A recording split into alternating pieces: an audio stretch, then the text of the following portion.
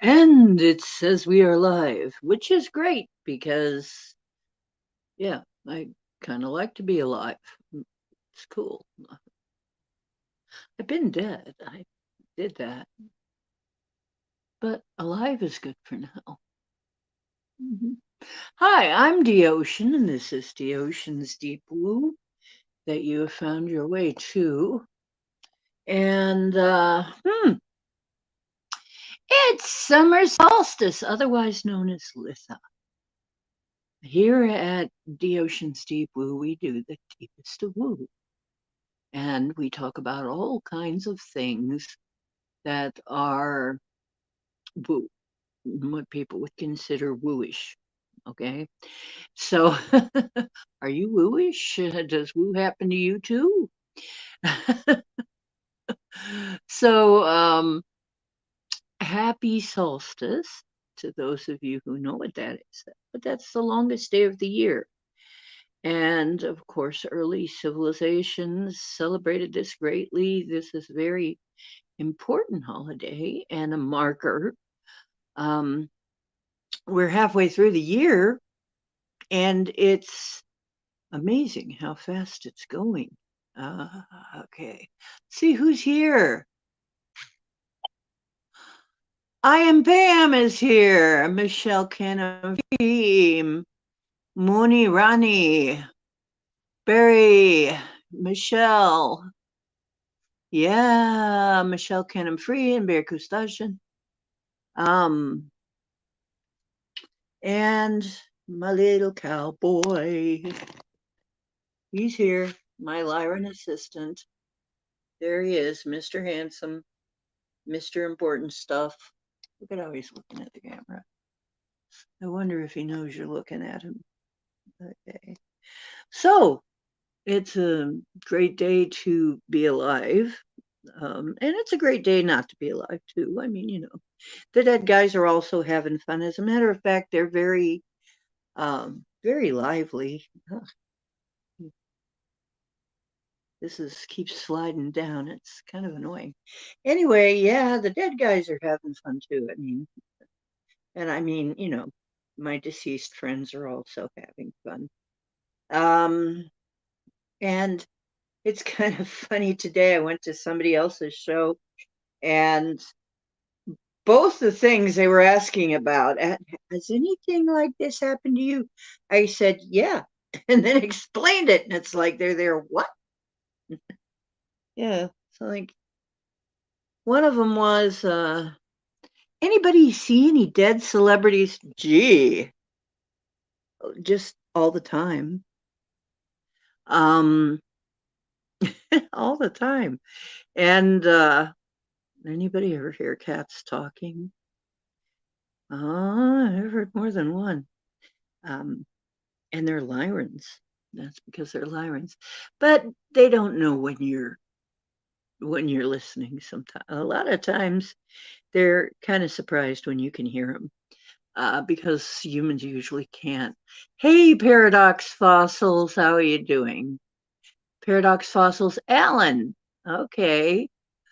So, yeah, really, Fort Albany evacuated dogs are left. What? Fort Albany evacuated? What happened, Barry?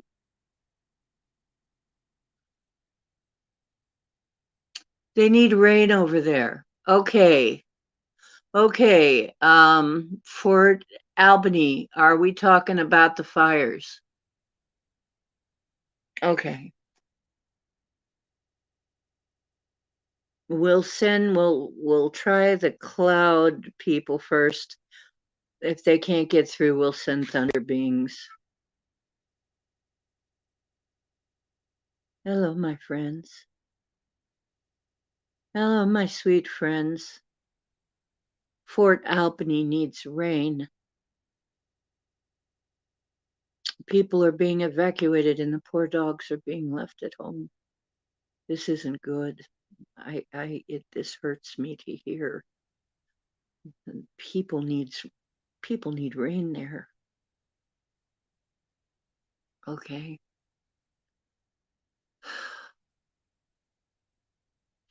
Thank you for telling us, Barry.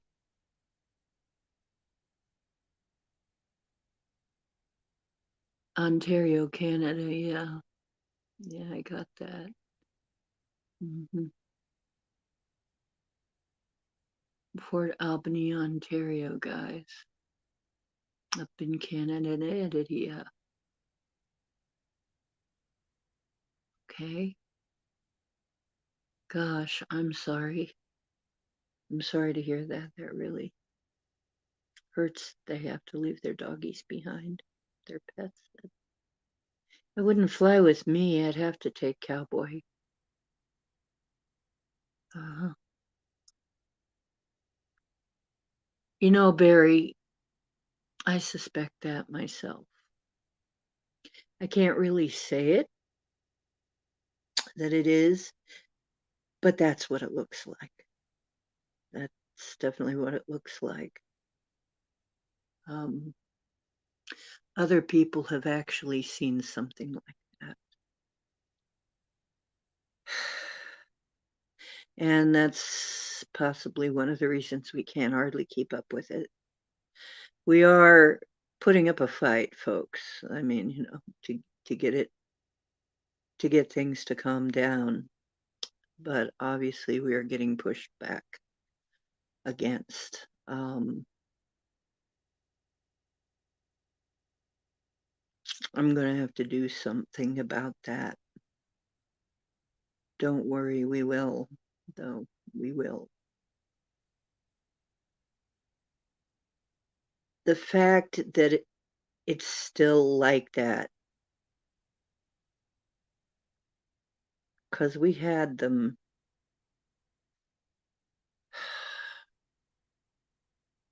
Somebody is screwing around. It has to be. Somebody's screwing around. That's all I can say on this channel. That's all I can say on YouTube. Somebody's screwing around. I'm sorry. We will keep working on it.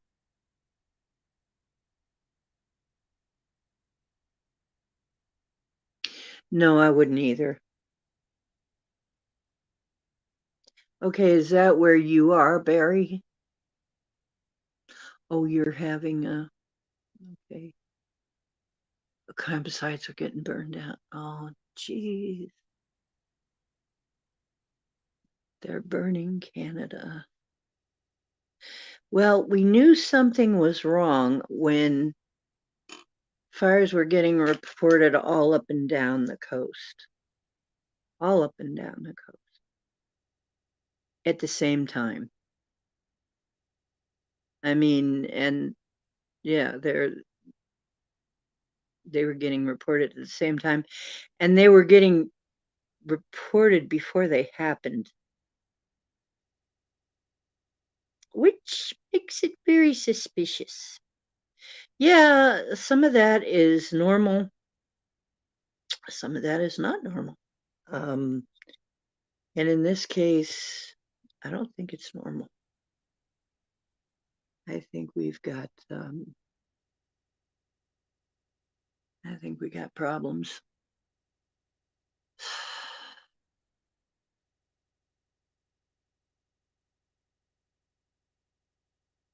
Okay, and I would say to everybody up there, it's time to get yourselves ready just in case. Um, have yourself a bug out bag packed. We're going to do what we can. But if this is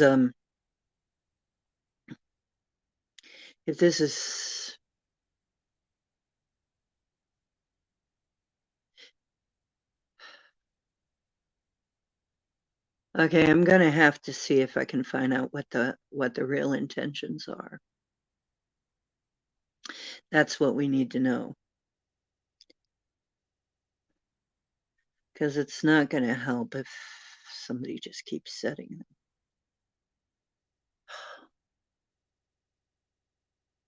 them. Okay, well, have they been okay, because I've been telling them they need to rain where these where these fires are to dampen it down a little bit because it's just too much. So if you're hearing thunderstorms, probably they are on their way.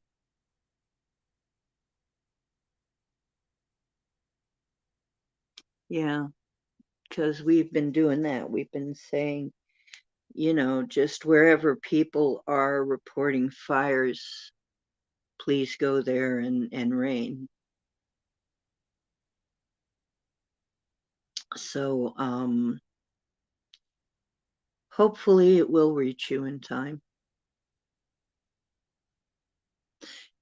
And that might be what we have to do. In fact, maybe we have to get ahead of the fires, make it too damp to catch.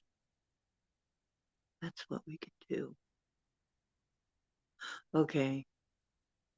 Okay. New plan. Rain just ahead of the fires. Actually, rain ahead of the fires so it's too wet to catch. Yeah. Okay, guys. If you guys can do it, if sometimes they come back and say, we can't, something's going on.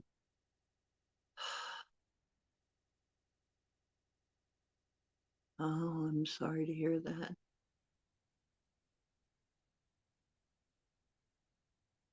Might have to get the Thunder Beings on it. I will call Paul. The Thunder Beings listen to him. They listen to me too, but they really listen to him. He's got some kind of really close connection with those guys.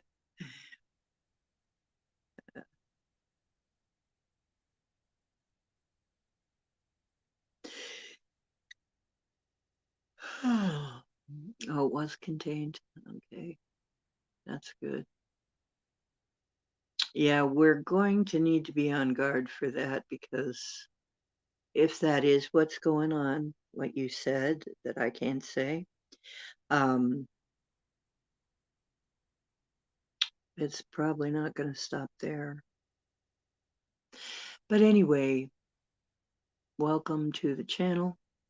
If you're new and don't know what we're talking about, we do practice magic here. And talking to the cloud beings and the thunder beings are part of what we do. I'm shamanic. We do talk to the elements here. We acknowledge that they have a personality and they exist. If you can't handle that, you might not like it here, but you might still find it interesting. But yes, we do. We have been sending rain out, and we have a network now that does that. So that's what you've been listening to, is us discussing where it needs to go next. Okay. So, and as strange as that sounds, we've got witnesses. So, and it's one of those things that you just gotta deal with it if you're gonna be hanging around the channel. I'm gonna talk like that. I'm not gonna lie and act like we can't do anything about it. I'm not gonna play dumb. I don't do that. Hey Emmett, how you doing? Hi, it's Flowers. Yeah, I got my flowers on for Lissa Solstice. Oh, you made some hot tea to cool down, Barry? That's an odd thing to do, but hey, I've done stuff like that. So, okay, so anyway, summer solstice, and this is the strongest sun of the year. This is the time when they they anciently saw it as being the zenith of the sun's strength in the year because it's the longest day. And much like the winter solstice, it's kind of an important demarcation in our planet's rotation. So your grandma would make hot tea to cool down? I know.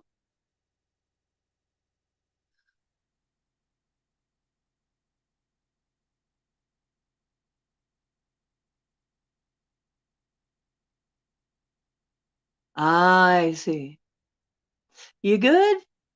Okay. Oh, yeah. I felt it too. Oh my gosh, did I feel it. And the spikes in the Schumann resonance were crazy. First it went blank, then it was spiking in a way, in a pattern we've never seen. And you can look this up. And there are people trying to explain it with various ways. And if you ask me, they're just trying to come up with something. So, yeah. Well, it is liquid, and actually, I'm feeling a little myself, a little chilly today. I actually, for the first time yesterday, turned on the air conditioning. Yesterday, I could not take it. I was feeling so weird. I was dizzy. I was dizzy off the charts. I was not sick, really. Just not feeling myself at all, not feeling like myself, not not coping well. I was dropping everything. When I would try to set something down, I'd miss the mark all the time. It was like it wasn't quite syncing up. And I felt like I had to be horizontal. I spent, there was a point when I just had to be horizontal. I couldn't stay up right. So it was very strange. You just want to connect with Mother Earth lately. You know what?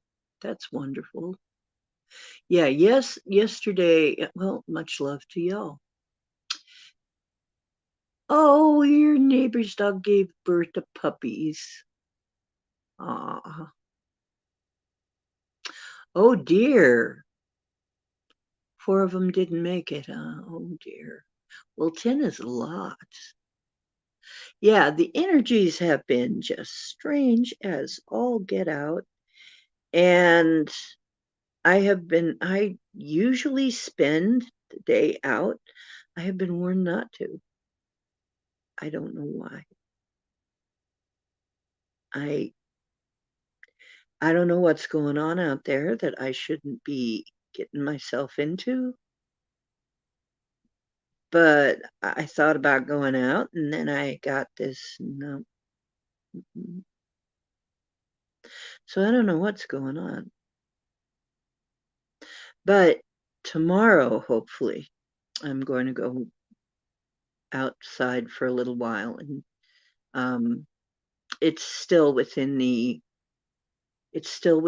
orb of the holiday, but yeah, it was like something was up. I don't know. I try to listen to those things when they happen because it's odd. Yeah, hopefully you won't lose your internet. I know it's like ours has been flaky. I was really wondering if I was going to make it on today. Um, Fortunately, I'm holding up right now.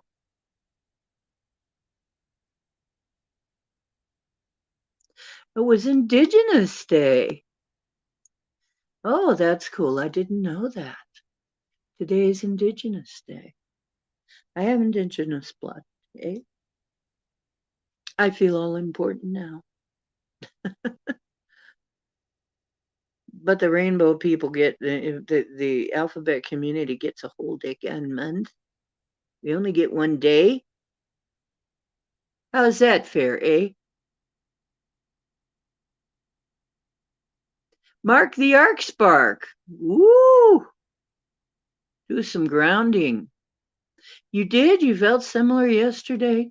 Yeah, because it was just the weirdest thing. It was like I had to go do something and I almost spun out a couple of times. It was a good thing I had something to grab onto or I would have fallen. And it was just like came on kind of sudden. I'm like, what the heck is going on? Mm-hmm. You've been like that for 6 years, not so as social. Ah, well, Mark the arc spark. Grounding is a good thing. Like I said, I wasn't supposed to go outside, but I have a grounding pillowcase. I have an earthing pill, one of those earthing pillowcases. Oh, wow. And I use it all the time. It's right here. It's right here. And Cowboy likes it. He likes to lean on it. So he's a smart cat. And I had to rest a lot. Hey, Lewis, you couldn't get to sleep till 3 a.m. last night. Yeah, that's another thing. Last couple nights, not able to get to sleep until morning hit. Yeah,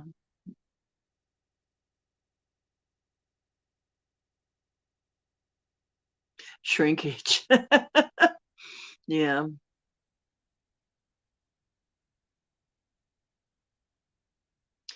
I really think that if you are feeling like you need to lay down, do it. We're in very weird times here. It's not going to be like normal. It's not going to be like normal. Whatever normal used to be, it ain't going to be like that anymore. So, whatever normal is for you, it's probably not going to work like that anymore. Oh dear. Yeah, Barry's going to melt. What do you think? Like the Wicked Witch of the West. Barry, are you green? It's not easy being green. Or become the tiny folk. Oh, jeez. Yeah, what is normal? What is normal? Mm, exactly. Your dreams have been crazy, mine too. I've been having the craziest dreams, really weird ones. Yeah, I had one that just but you know what? I talk it over with my friends, and it looks like I'm still quantum jumping all over the place. Like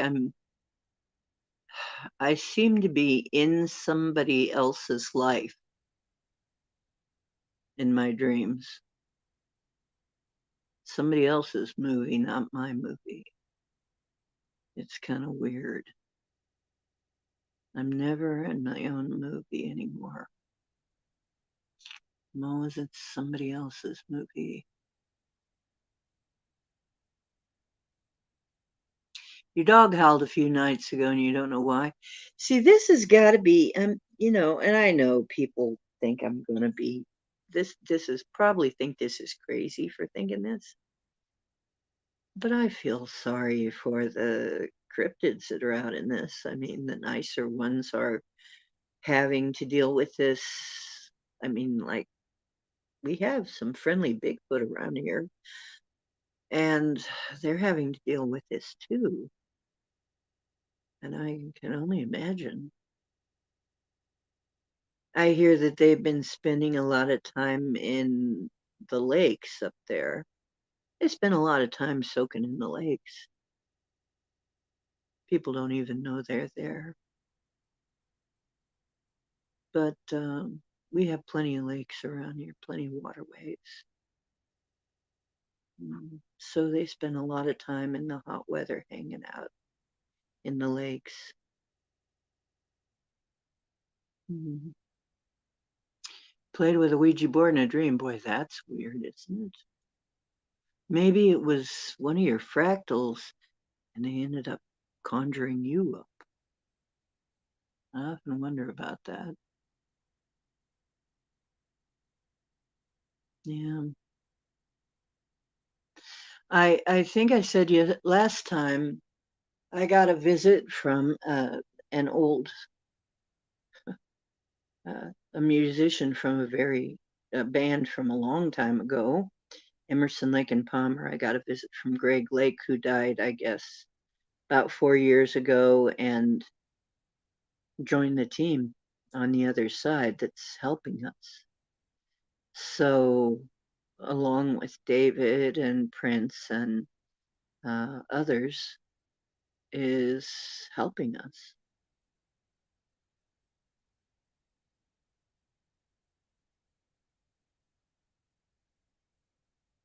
Oh, geez, it's spelled behemoth? That's not good. Yeah, I hate to think about the animals being lost in this and the forests. Oh, you wrote out your last dream and erased it because you finally understood it, but you erased it? I'd keep a log.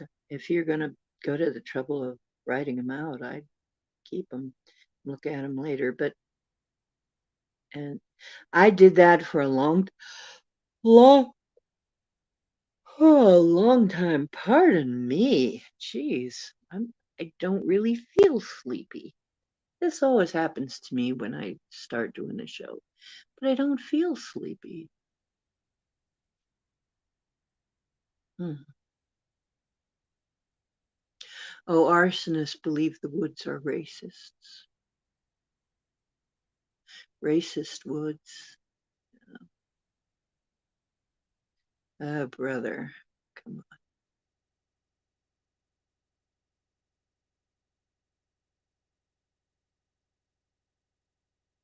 You have Antifas who think, no, never mind. I've given up. I give up. I give up. I shouldn't even have said that much.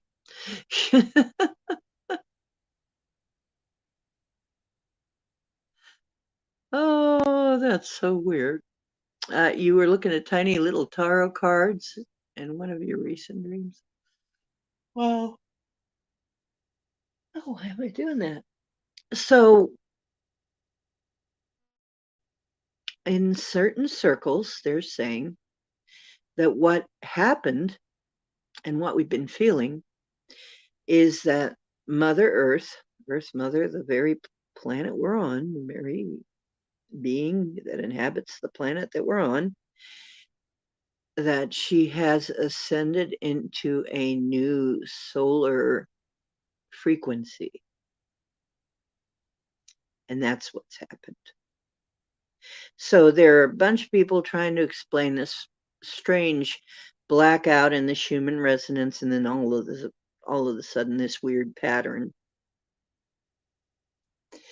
And in certain spiritual circles, they're saying that they're getting the message that Mother Earth has ascended now into a new solar frequency. So that means the sun is going to be even more different than it was before.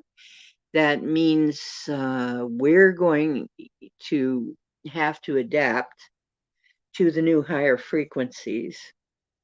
The sun has also been reacting and letting out it actually had 3 solar flares in a row. So it's been extremely active. And that, you know, that ain't hay. So we're seeing a lot of events happen, and I told you it was going to be a rock and roll summer. And it is. It's starting off with a bang. Just like I said. Mhm. Yes, our mother is now and she is taking us with her, of course. I hate to think of what old Earth is going through right now. There are probably parts of old Earth that are, I don't want to think about it. I mean, if you think of the flower of life, those of you who are aware of that pattern, the flower of life, it's made up of many circles, and you know how circles overlap. We're in the overlap zone right now. We are beginning to overlap with the next orb, which is called 5D by some people, the next frequency up. So we're heading up into a different frequency too. So we're going to be feeling that. And it's going to be interesting ride. I know it has been for me, and actually I'm not the only one. A lot of people are also having strange body issues like rashes and headaches and nausea and unrelated to seemingly anything, that they can think of. It's, they don't really have a fever, they, nothing. They can't really pin it on anything. And we will have to get used to the new, and our bodies, our 3D bodies are going to have to get used to that too. Um, Getting that, yeah. See, they're changing. We're getting new downloads, and our people don't realize the part that the sun plays in DNA, in how our DNA changes. But the sun sends the codes through to us. And so, yeah, our DNA is going to get an upgrade. Our DNA is going to change. It's not going to be the result of. See, I think that's why there was an attack on our, DNA, right? You know what I'm talking about. Probably because we're getting an upgrade, right? And I think probably somebody wanted that to not happen. I'm sorry, my hair. I don't like. I used to love to wear hats, and now I can't hardly stand anything on my head. Go figure that out. Hats used to be one of my favorite things to. I can't hardly stand it. It's like, I can't stand anything in my crown chakra much. Yeah, no matter where you love Mother Earth, no matter where. That's why you're here, part of why you're here. Yes. Yeah, 2020 was bad. 2023 is hold my beer. Yeah. Yes, the Internet of Things. Actually, I was going to mention. I recently heard something that was on a truther channel, and she had to beep most of it out. And I will have to speak in code to speak of it, okay? So that I don't get beeped out of existence here in this channel. Because I'm already heavily, I know I'm already probably on some list somewhere. But yeah, it does. And he was talking about that plan. And the plan is that the Neener bots, Neener boots, let's call them that, Neener boots, are get in our lungs first because it's in the air, and then we cough it up and then we swallow it. That's a normal response. But they don't get activated until they hit the strong acid of our stomach. And then they start doing their thing. Well, once again, I'm going to say take your boron supplements because that's been known to interfere with this. But apparently, what they're trying to do is get a read on every single creature and blade of grass. And I wrote a song about this. And the funny thing is, I wrote this song years ago.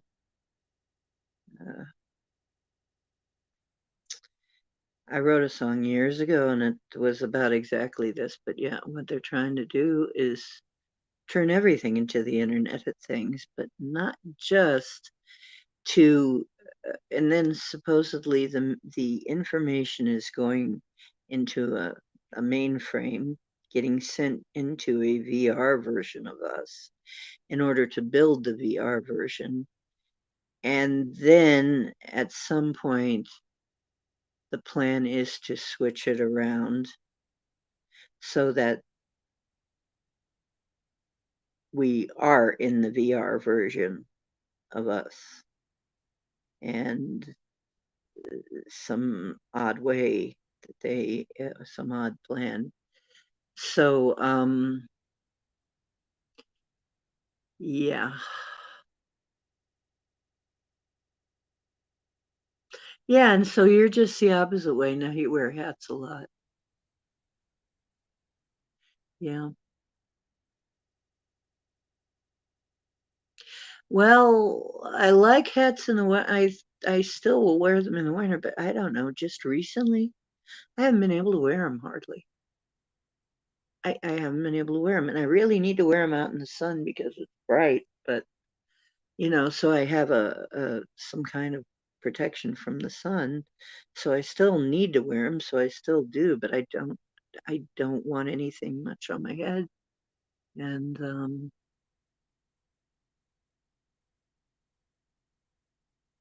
yeah, Ghost in the Shell. I know.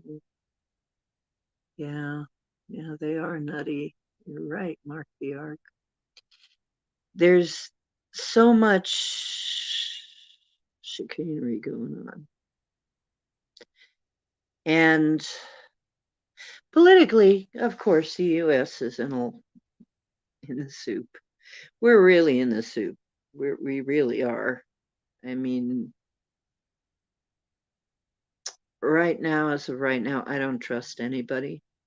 I mean, I kind of favor, I have my that I think we might do a little better with if it was real, but I don't even know that that's even a real thing. I don't know that any of them are a real option until we get. I think we really need an entirely different form of government, something else. I think we need to clear the board, but it better happen soon, is all I'm saying, because otherwise, uh, if things go through the way they are looking right now, I know we're going to be okay in the main, in the mean, in we're going to be okay in the end. Okay, I've seen that. We're going to be okay. But what happens in between the times? Hmm, um, humanity is gonna be around a while more. Yeah.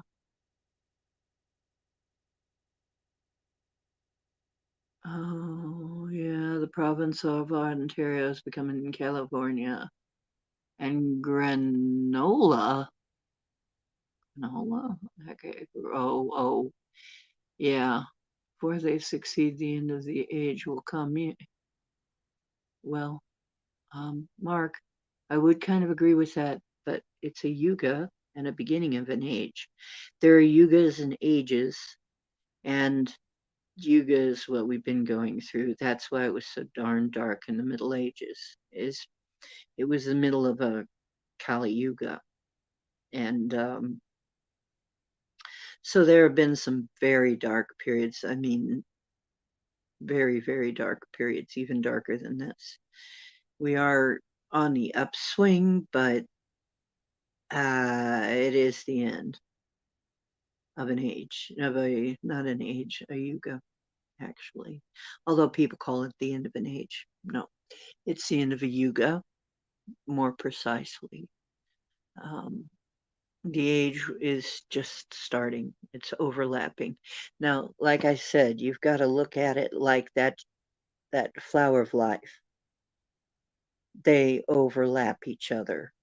So for a while we're in that expanse between the boundaries of one and the boundaries of other and where they overlap, as long as we're in that overlapping section, we're going to see both realities. We're going to see the polarity. And I dare say we're seeing this so much. Things are in some ways better than they've ever been and worse than they've ever been. But some of that is due to the fact that we're actually seeing what's been going on. And some people are going to freak when they see the entirety, you know. I think that's why it's coming out slowly. If it came out fast, there would be people that would just probably be, you know, the hospitals would be full then of people swooning, probably. And they'd be calling for people's heads on pikes.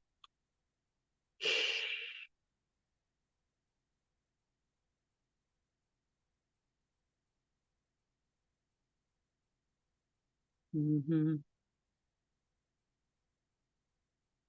Strap yourself in nonetheless. Yeah, that's right. Yeah, it's going to be kind of crazy. And we're going to be here for it. I have to remind you, it's a ride. We're on a ride. Okay, we're on a ride. We're just going for a ride. You know, we actually exist in a much higher plane than this. Our spirits are infinite, you know, our souls are infinite. We're really infinite beings experiencing life on Earth as humans, but we are not our avatar, fortunately. So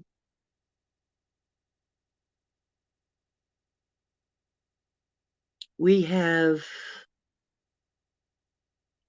the ability to affect how this plays out much more than people have been led to believe. And I advise you to be part of the number that is doing that, that is affecting it. Might as well, because other people are doing their part to affect it, and with less, no, good and less than good intentions. So I don't see any problem with us doing our bit because other people are already doing their bit with bad intentions. So I don't see a problem there. Somebody's got to balance it out. Ready to jump timelines. Yeah. Ooh. Good for you. Good for you, Mark. Yeah. Good for you, Emmett. Yeah. We're and it's interesting because I was once again offered just recently, if this is getting too intense, you can leave. And I was very tempted, I mean,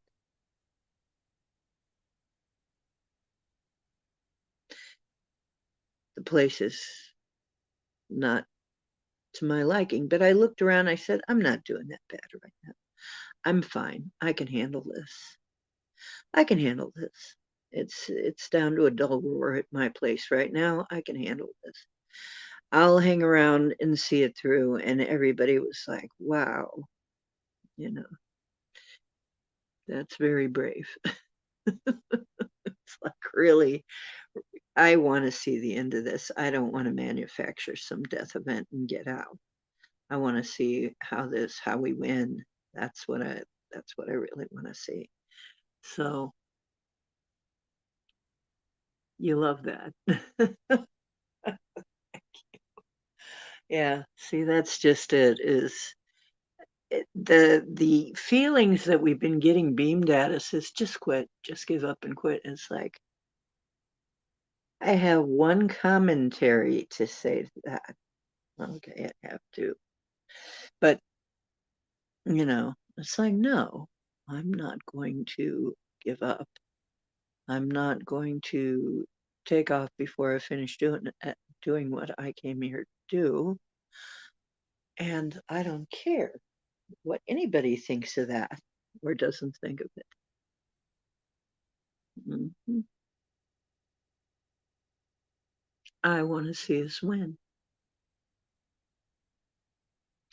And we will, because I've seen what happens beyond this. Beyond this, we still exist, and we exist in a much better place. It's going to look it's going to look bad though. I keep telling you this. It's going to look really, really bad. But you're fine. That you yourself are not going to be that bad off. That if you look at your particular situation, you're going to find that you yourself are not really doing that bad compared to a lot of people in the world. You're actually going to find your part in this is not as scary as a lot of people. Yeah. And especially when you get into observer mode and decide that you're going to not be a part of this. When you ditch your contracts, and I have been ditching all of my contracts, it's like, because my argument is humans cannot really know from what we've been told and what we've been led to believe. We cannot know the full ramifications of any contracts that we've ever made, really. We can't. We can't possibly know because we haven't been told the truth. And so we can't even have an inkling of what's really going on. So none of them should apply. Oh, my golden heart. Well, thank you so much. Hey, Rebecca Broom. So anyway, with all this going on, and now that Rebecca's here, and it's funny because I was just thinking I'm going to put the link up in case anybody wants to come in, and here comes Rebecca.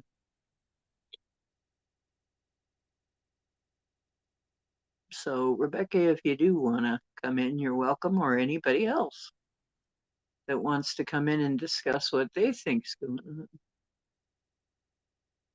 Okay. And we'll have a discussion. So just hit the link. You'll be taken backstage. And when I see you come in, I'll put you on. And you can say your piece. So, Mark the Ark, do you want to give me a hint? Who Mark the Ark actually is?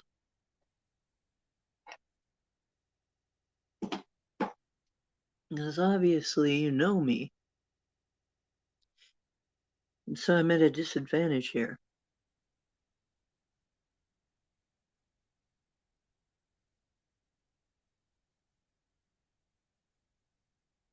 So my dreams, okay, I have been having a lot of stuff come up from my past and in my dreams too. I have also had stuff come up, issues, but they seem to be occurring in somebody else's life. That's the weirdest. It's very weird. It's like it's something that was of interest to me, but I'm seeing it from somebody else's life, the same issue, but from somebody else's life point of view.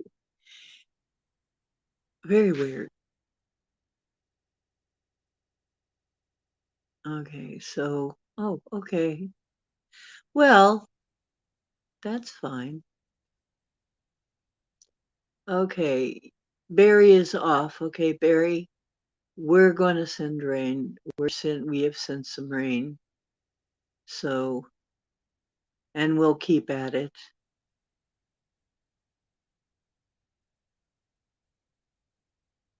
Oh, from Caged.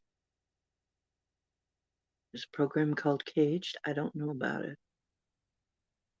What's Caged about? Is it kinky? Night, Barry, and thanks for coming. Um, we're going to take care of up there in Canada. Don't worry, any of you that know people in Canada, let them know. We're we're we're doing what we can for them down here. I don't know why I keep missing Max Vision. It's so hard for me. It's like really, I have been trying to get some sleep, and it seems like if I don't get to sleep before 12, I don't get to sleep all night until the morning.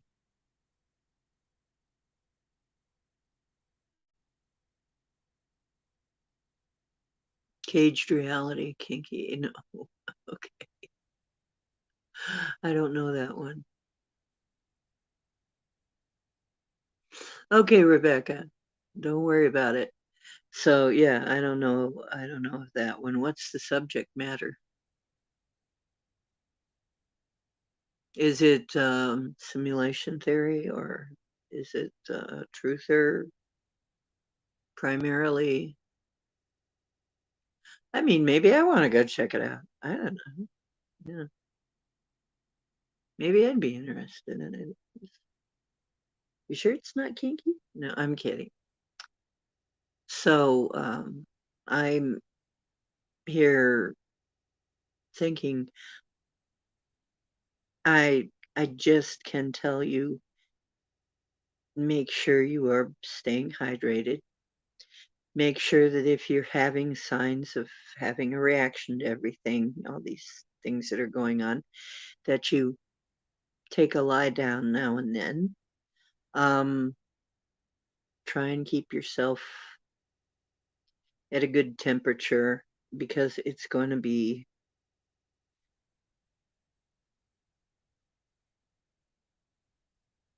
there's going to be a lot of probably physical stress as our bodies try to adapt to the new energy. I think we're probably going to have a lot of, and they might try to convince us that it's some new disease, and it's not. They're probably trying to tell us it's a disease, and maybe there will be some kind of disease that they let loose, um, but that won't be what it is.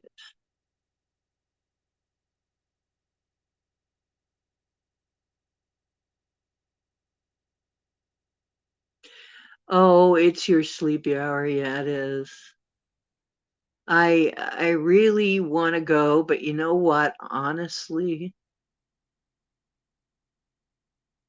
Oh, Max is on there right now. You mean John? Oh, thank you. I'm glad you like it here. Oh, geez. Well, I'm missing that. Oh, gone.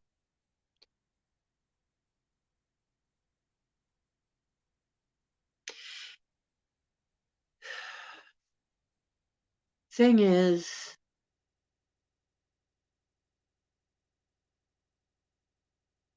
yeah, for a long time now, I have been missing the final destination because when I try to go in for that last destination, or even sometimes before that, I just fall asleep.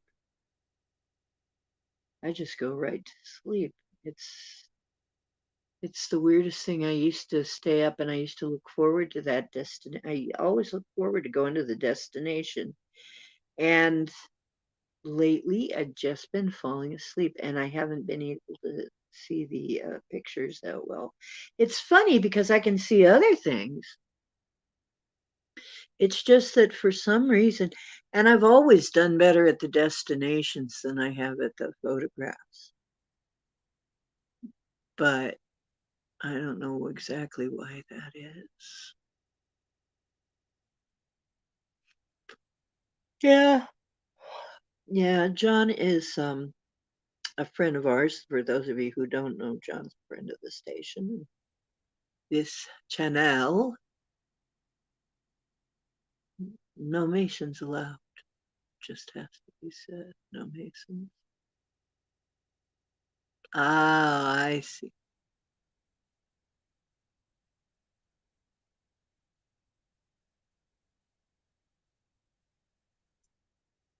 When you try to meditate, you have to go outside to meditate or you fall asleep. I might have to try that because, yeah, I've been having that a lot. I try to meditate, and I mean, even if I'm sitting up, but if I'm afraid to do it on a chair because I'm afraid I'm gonna fall asleep and fall off the chair.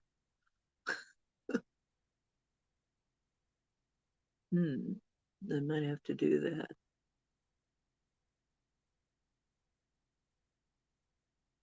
How about offsprings?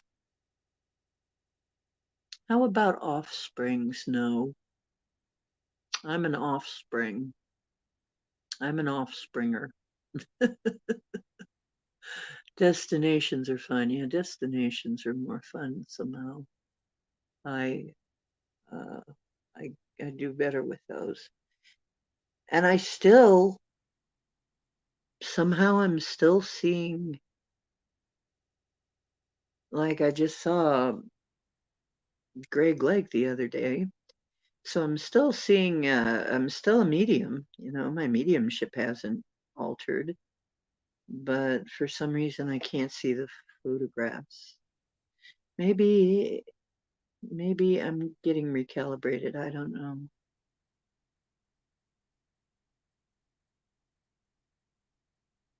You know what? That's a funny thing too, is that when I'm doing my art, when I'm doing my making jewelry, when I'm doing stuff like that, I am meditating. There, there is such a thing as a moving meditation too.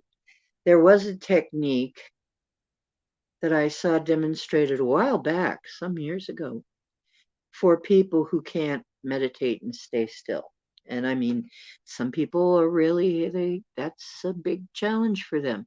But we don't want them to not meditate because meditation is how you get all of these answers and how you get your gifts. How, it really helps you get your gifts back. So they came up with a walking meditation, which is where you are just concentrating on how you are walking and you very mindfully step on the earth. And at that moment, you're just paying attention. During this meditation, you're just paying attention to stepping on the earth and nothing else going on in your mind. You're just giving your mind a break. All you're doing is stepping on the earth. and with one foot and then the other very mindfully. And so actually, for some people, that's one of the only ways they can do it is by moving around. It's an adventure. Third Eye Adventures. There you go. If I ever have a shroom company, that's what I'll name it, I guess. Third Eye Adventures.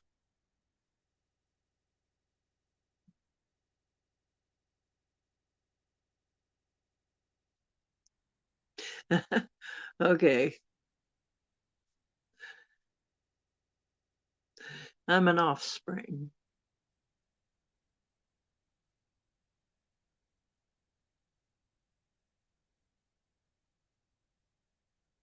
Although I was thinking of going undercover for a bit just to see if I could find anything out new.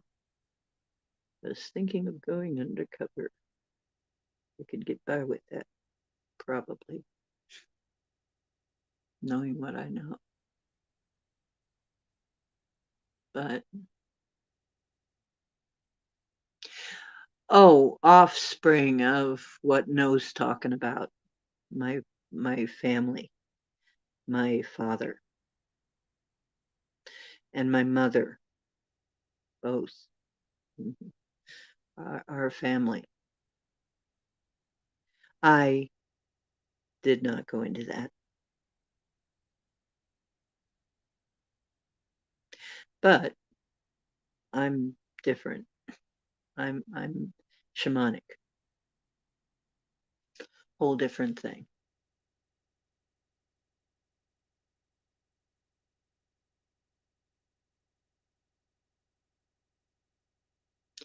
So I am the offspring.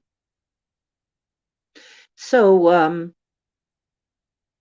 the child of. So now some of my friends, I have one of my friends going, and she's fascinated with the whole subject. And so you got the blood. It's like, well, yes, but that is not, I mean, actually, I think I've been pretty thoroughly tested. I have not been able to be entirely taken over. So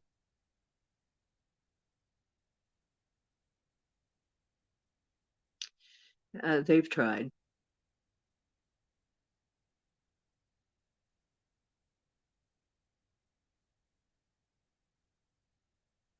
Yes, more in tune with nature.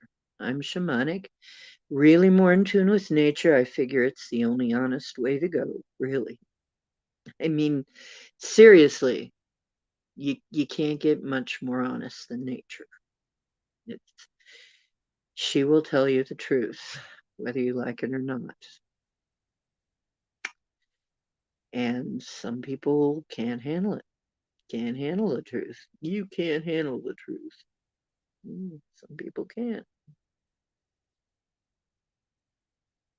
Nature, somehow, I just put a lot more faith in telling me the truth than a lot of things. Now, my own higher self, I put a lot of faith in that.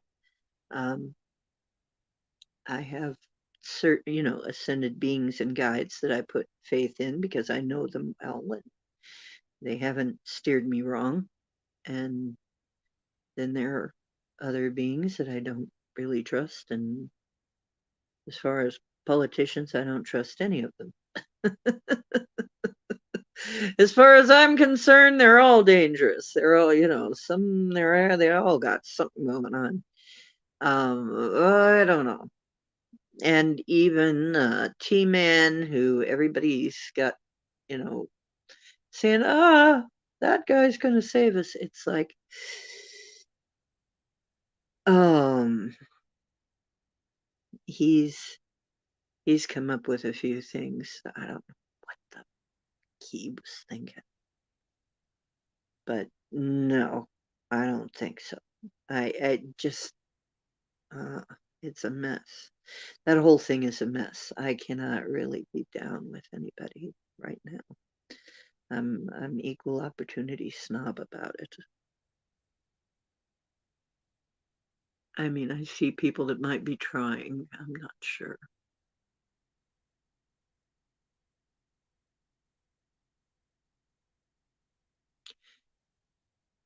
Yeah, and animals most of the time are more honest too. And heck, even Sasquatch, when they do the mind speak, when they like you, they're actually a little too honest sometimes, you know, but they will mind speak with you and they're fairly honest, really, as far as I can tell, anyway. Other people have said so too that mind speak with them. They seem to be fairly honest people, well, about like us. I mean, really, all of these most of these other beings are a lot like us, they're not all the same. And you cannot guarantee the behavior of one based on another. You just can't do that you can't do it with us either. You put me and my next door neighbor in a similar situation, you're going to have an entirely different result. You have got to read every case individually. That's my experience as far as, ETs and everybody else. There are some general groups that are known to be helpful out there or friendlies. Like I said, our Sasquatch around here are friendlies. They're not against us. That doesn't mean they're necessarily for everybody, but they're not on any rampage to kill us. They don't have, they're not harboring any grudges against us. They're just trying to live like everybody else, you know, which so we understand each other fine. They're trying to live, we're trying to live. They're trying to not be moved on from their land, we're trying to not be moved on from their land.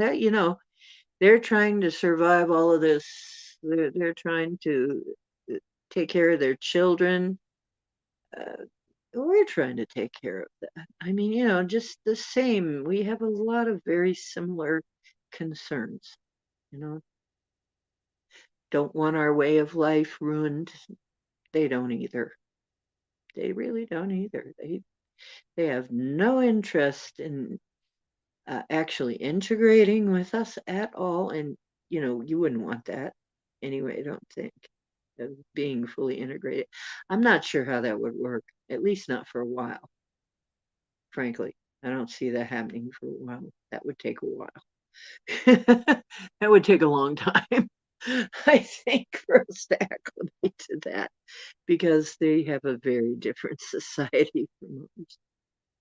But, you know, we might get to the point of where we have allies. And on an individual basis, I think some of them are our allies. And some of them have been known to be helpful to humans and to actually tell people that they view humans as relatives, albeit not close ones, but relatives. Therefore, you know, I mean, it's the same way we would be viewing them. It's like they're relatives. We should not be hunting them like an animal.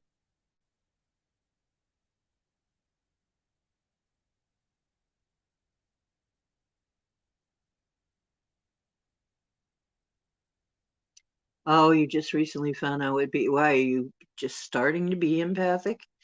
Oh, what fun. Wonder why they and others don't do something about all the sky spraying. We're doing something about the sky spraying. We are. Some of us have learned how to do, and really, I have even shown this on some of my shows. And I can tell you, I have sung sky streaks away.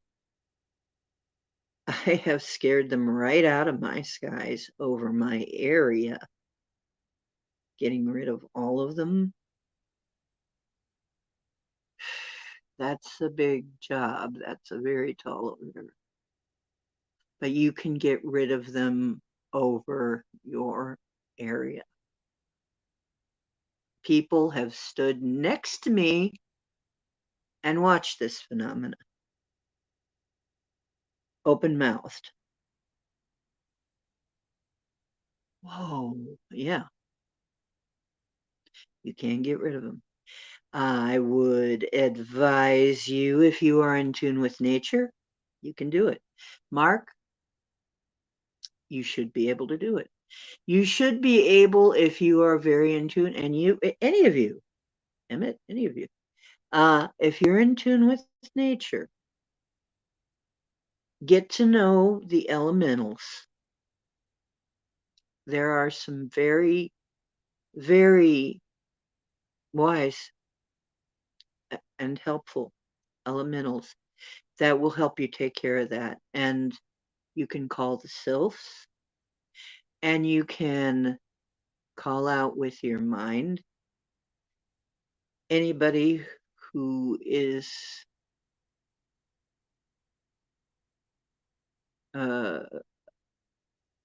a good guy, a positive being, and not harmful. If you'd like to help me with this, I want to remove these streaks from the sky. And the sylphs actually clean up things like this. That's what they do. They're an elemental, so you can call the sylph, and you actually can call for it, but there are many things that will not act unless you ask them to. Free will thing. But yeah, there are some things that's the way the rules are. If you ask, they will help, though. I've done it many, many, many times. People have seen sky streak, and you'll see a plane come over and it's spilling sky streaks all over the place. It comes over my area, and that shit cuts off, and it's a normal contrail again. And then it goes by my place, and you'll see in the distance, there they go again. I'm not kidding. I got witnesses who couldn't believe it at first. Just kidding me. You can do it. Please do. And I would encourage anybody to try. Video with the Sasquatch. Yes, I did.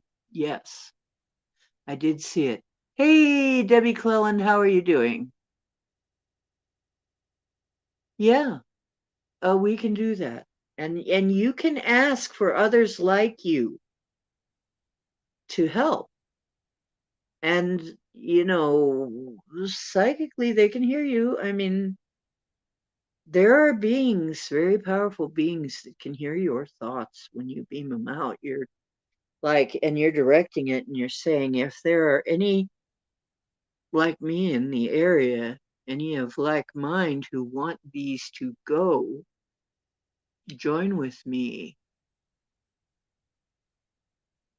And then I start seeing, when I first started this, at first they would start to perforate. It would look like a dotted line, like dashes. You'd see holes. That's how it started. And then they'd gradually get eaten up. But now, sometimes it's so fast that you look 1 minute, they're there, you look another minute, and they're gone.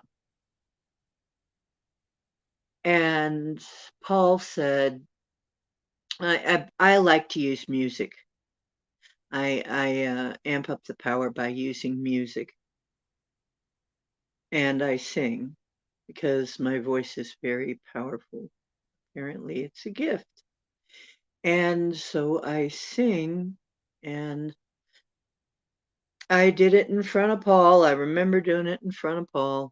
I said, oh, I'll get rid of him. And, we were both looking at him, oh, geez. That's not supposed to be there. And he said that before he even got home, the streaks were clearing. Okay, because he dropped me off before he even got home. And he only lives like 5 minutes away. So, I mean, that fast, they were already, they were already leaving. So, and like I said, if you protect your area, they will not be able to come over your, they will not be able to drop that stuff on your area. If only I could get people to understand how much. Why do you think I keep saying I'm trying to get you to accept your godlike superpowers, okay?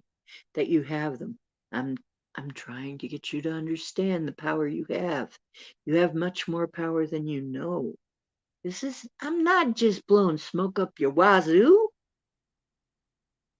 People have seen me do this. People have seen others do this. People have started doing it themselves, you know? And then people think back to when they were kids. Oh, I could do that when I was a kid. Well, guess what? You can do it now too.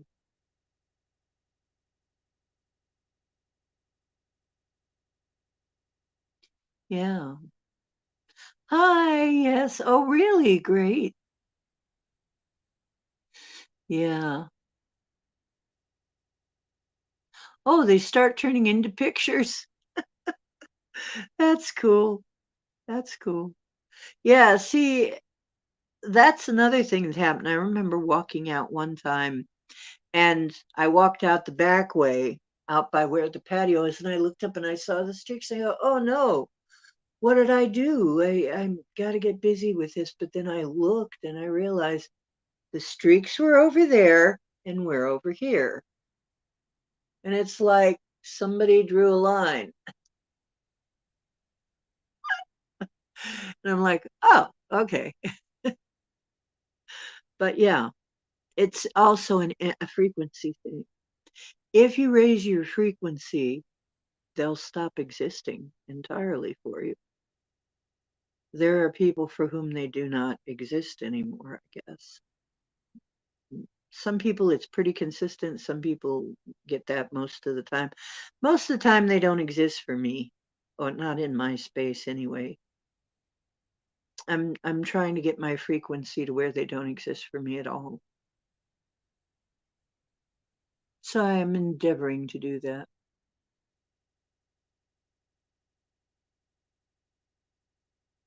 Oh, you've always had weird rhythms? Well, good for you. A 500-pound condenser unit left on the street. Who would just leave that on the street? Ay, people are so weird. I don't think they can, Lewis. I don't know that they'd. Yeah, well, maybe they could, but they can't quite get to everybody, I don't think. I don't think I'm.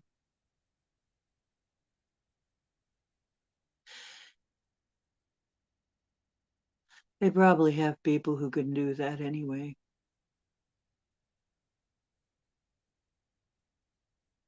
I don't know exactly. I know that I've had some very strange things happen that I can't explain, that look like it might have been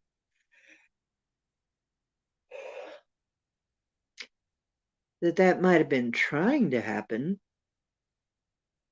a few times, but I think I've forestalled it. But yes, back when I was getting hacked a lot, I often wondered when I was stalked. And I've talked about the stalking on this program, if you're not aware. Yeah.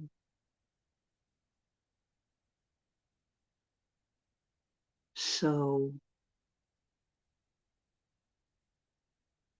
You can do a lot of stuff you don't know you can do, which is why I go ahead and try stuff anyway. It's like I sit there and go, I don't know if I can do that.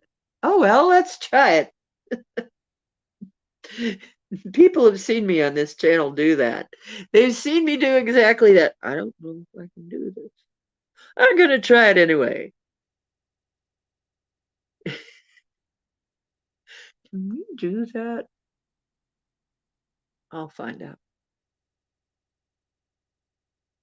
Maybe we can't do it now, but we maybe will at some point.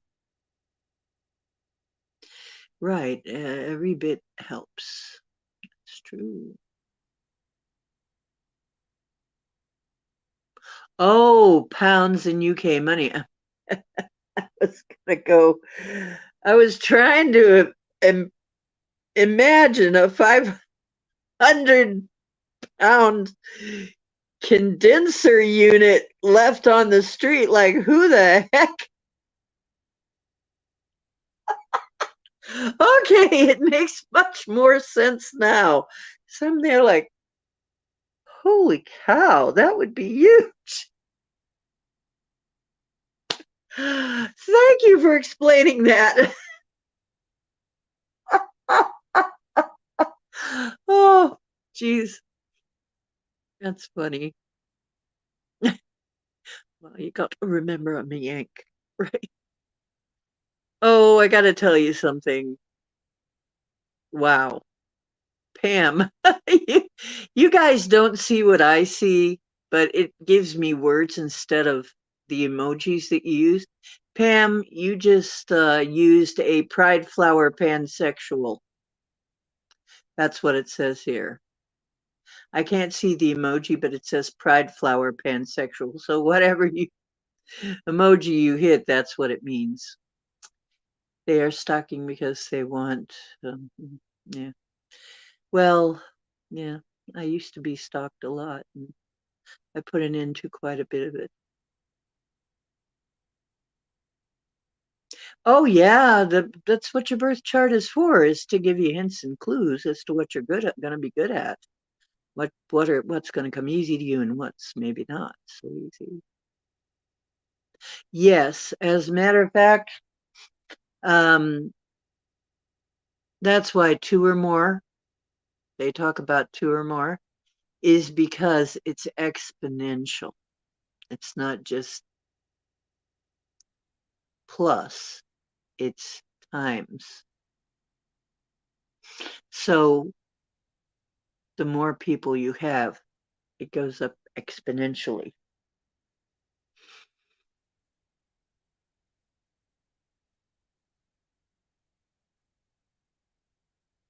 Well, I can't see it, but it probably is very, very pretty.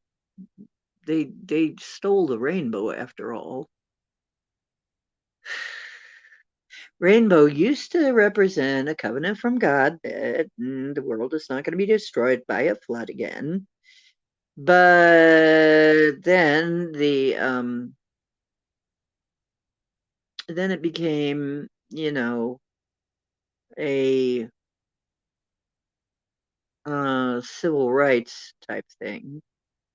It went into that, and then pretty soon the alphabet community stole it, and now they're using it and they think they own it. But rainbow's still a rainbow. You're not good at being normal? Good for you. That means you probably do belong here. How about weird pride? I'll go with that. Yeah, the emojis, of course they are. Of course they are, Bam. Everything is now. I want my rainbow back. You know what? It's funny because Paul's place is called Rainbow Gardens.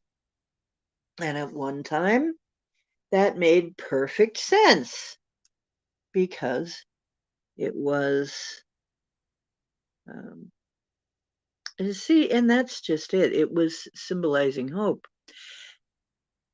And then over the years, everything changed. So I don't even know if he uses rainbow gardens anymore. But rainbow dinosaurs. Yeah, I wonder how they, yeah, maybe that's why they died out.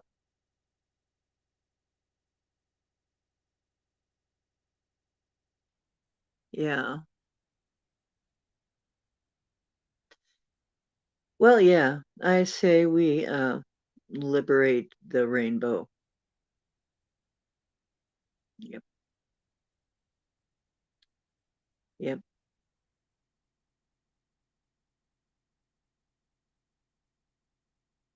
Yeah. Liberate the rainbow. Let the rainbow be the rainbow again.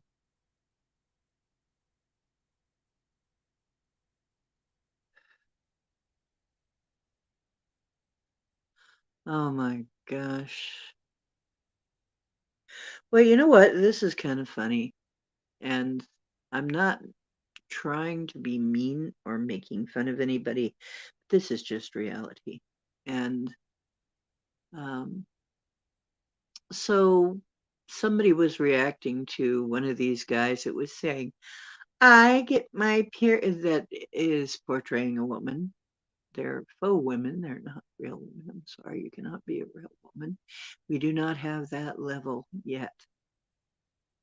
We can't do that yet. We can't really make you a woman, and we can't really make you a man if you're not.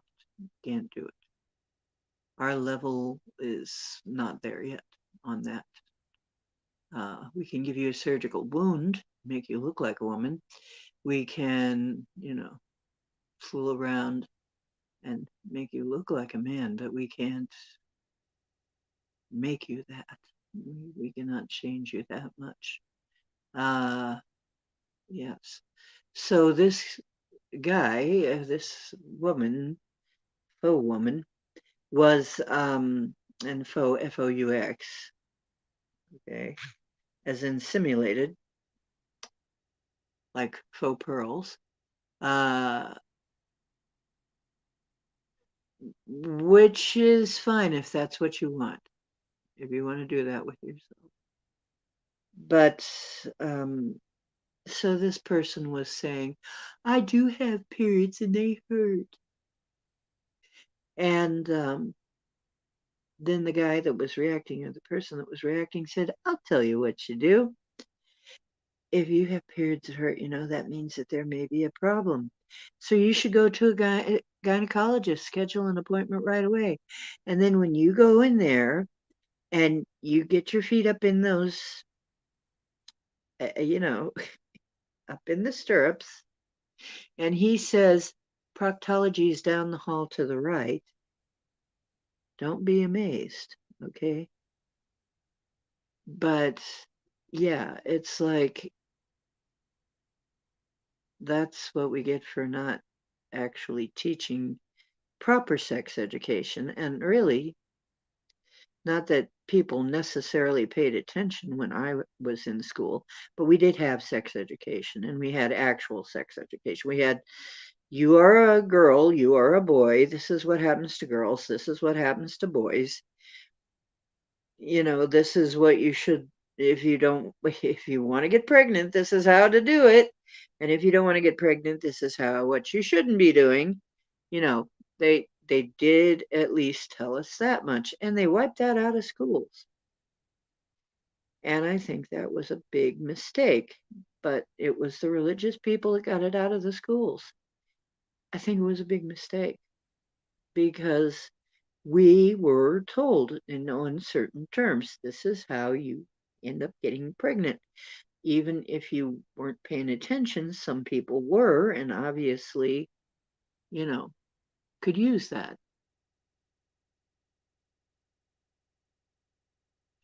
Let's see, last couple times tried to make it rain, got dark and could smell water in the air.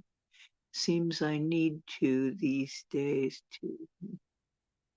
Yeah, uh, we don't have to follow their delusion, but they can go off and be deluded if they want. Yeah, and their version of sex ed is, of course, all screwed up.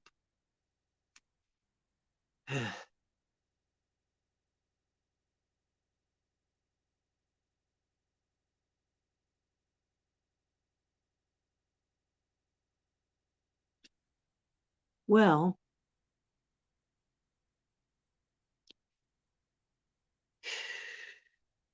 okay, as far as smelling water in the air, I do have to relate that we were sending rain to Texas, to an area in Texas, where another light worker, another energy worker lived, was near an airport.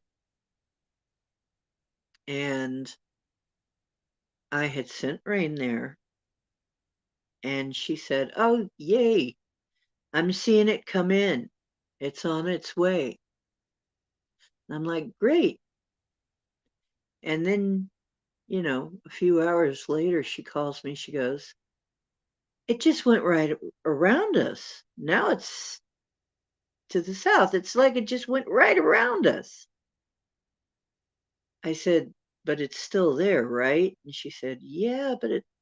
I said, "Okay, what's near you? I need to be able to look through your eyes to see what to scan. I need your awareness. I'm going to tune in on your awareness of your area as to what's there, and I'm going to see what's doing this." And I said, is there a big institutional building of some kind, like a great big building complex of some kind? The airport. Yes. Okay. Yeah, that would fit an airport. Okay, it's the airport. Somebody's done something around the airport, and apparently they don't want bad weather because it screws up their flights. Honestly, somebody had done some kind of working in that airport. So they know somebody in that airport knows how to do this. And she goes, "Well, that's not right." I said, "Yeah, somehow their zone is overlapping your area. And that's why the rain is going around you. It's impinging on where you are." She's like, "Well, I don't like that." And she gave it a bump and pushed it back the other way because she knew she could do stuff like that too. So yeah, we pushed it back a little bit the other way. We pushed it in, and then she bubbled up again. She bubbles her area frequently. She puts a shield up. So she bubbled it from that, and then the rain came before we even stopped talking. The rain came back and rained on her. And there have been times when I've sent out the rain, and I said, "It's not raining. What happened?" And the little voices come back, and they sound like children. They're they sound like innocent little children, really. And they said they didn't want us. They didn't like us. You know, uh, I said, "Okay, well, we're going to fix that." Okay. But some people will actually turn around, and other people can do this too. It's not just us. But if it's your area, you have a right to have this, and you need rain. It's your right to have this rain. So I'm urging everybody to start doing this for themselves.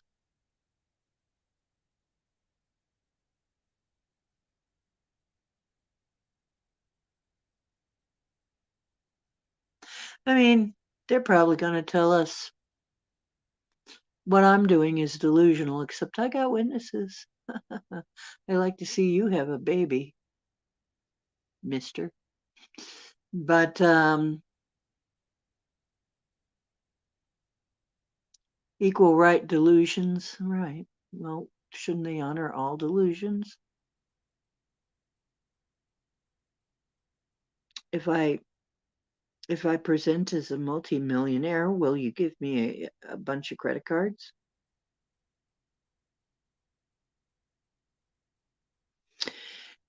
There's one mayor, and I can't remember his name. Was it a mayor? No.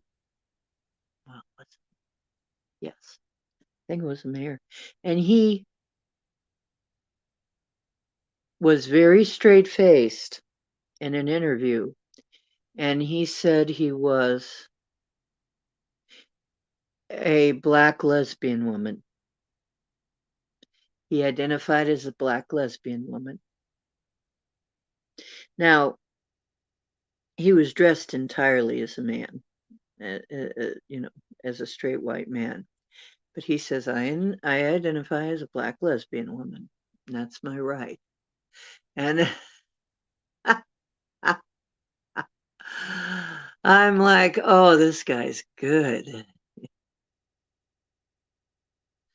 Oh, yeah, we get them. You know what? Do you, Mark? Because we get them over here all the time. Oh, yeah, triangle ships all the time. Where in the U.S. are you? What state are you in? I'm in Ohio. We get them all the time, especially the triangles, the diamonds, the arcs. We see them all up here. And then the little canisters, they look like little canister things with some kind of stuff coming out the top. Those are weird. I don't know what those are, but they look like white or metallic, and they kind of blend in with the clouds. See, that's also why they're doing this. It's to make the sky all silvery and too bright so you cannot see what's up there. But I found that if you take a picture of the sky and you just darken it up a little, stuff will pop right out. So all you got to do is turn down the brightness and stuff starts to pop right out if you got a decent camera. All you got to do.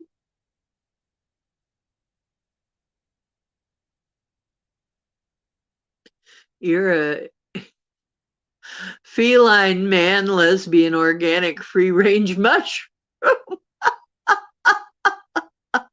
Oh, okay. And do you have pronouns?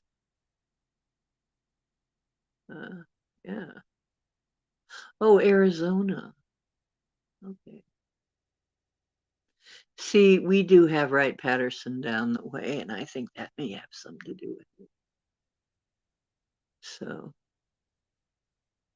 the triangle's probably ours. Yeah, that's what I think. We see them all the time. I'll tell you when the best time is to see them: sunrise and sunset, because the shields fail. The shields screw up because of the angle of the sun, the angle of the light. And so it'll give you, sometimes they'll be backlit and the cloud won't be thick enough to hide them. Sometimes the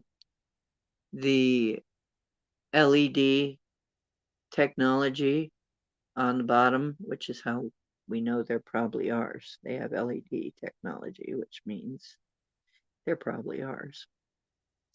Will malfunction and show the wrong reflection, the wrong picture around sunset.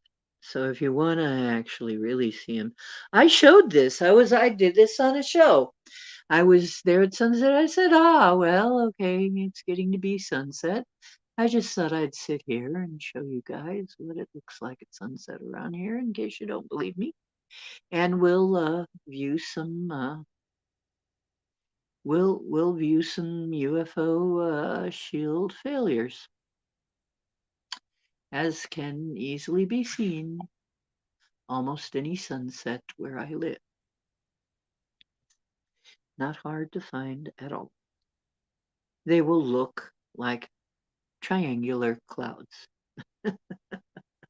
or triangular shadows behind the sun, or diamond shaped shadows, or perfect arc shape. Look, just really, there was one that kept showing up, It was like, it looked like an arc with two balls on it. And I kept getting the necklace, that they called it something like the necklace, the that they had a name for it that referred to it as like a piece of jewelry. And I'm like, what? But it did kind of look like that. It looked like it almost did look like that, because it looked like an arc with some beads strung on it. And it showed up for a while. It was there for a while. Mm.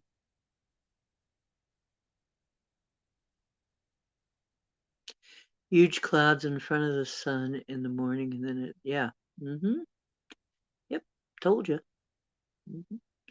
You go out there at the right time of day, and you will be able to see the shield failure, is what I call it, when you can see them anyway and they're trying to hide. You will also, at certain times, if the sky is too clear, sometimes they'll do this. You will see clouds forming out of nowhere. We saw that too. We saw all of a sudden clouds, just a cloud just started forming really fast and way too bright. The other thing to look at is clouds that are way too bright. Those are not real clouds. Those are plasma clouds. They're artificially created clouds. They'll be way too light. If you take a picture and the clouds are very, very bright compared to the other clouds, those are plasma clouds, because they look way too dense. Okay. That's another thing I learned. Now, I learned about the plasma clouds from somebody else, though. I can't remember who it was, but they're a researcher. And they were talking about how it is possible to create clouds with plasma and vapor, but they're not like regular clouds. They're much more dense. Yep. Yep. That's them. And they'll put a cloud around them so that they don't have to use the the lights, the LED system. Some of them. Mhm.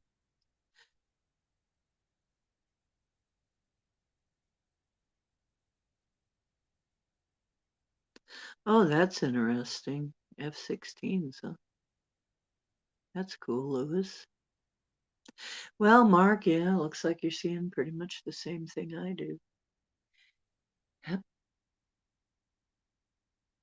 I uh I noticed it a while back, and then I started poking around until I found out what I was looking at.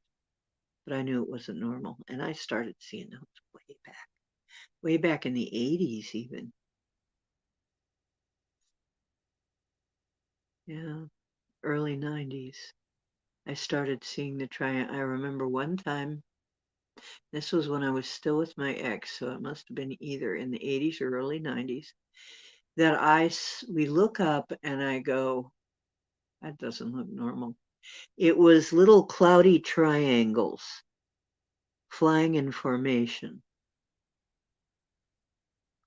We're both looking at that going, nah, there's something weird going on there. They were all the same size and shape, and they were all flying in formation. And when they went this way, they all went this way. And when they went that way, they all went. And people would explain that, oh, that was just the wind. Well, but we weren't seeing them change shape. They were exactly the same shape, triangular. And it's like where they're going, roughly triangular cloud. Actually, almost exactly triangular cloud. Just a little fuzzy around the edges. Equilateral triangle cloud. That's even weirder, right? I mean, a triangle, well, but an equilateral triangle. Anyway, I remember we stood and looked up and we both saw them and we're going, that ain't normal. Something's going on here. They're not telling us. That was years ago. That was maybe 30 years ago now.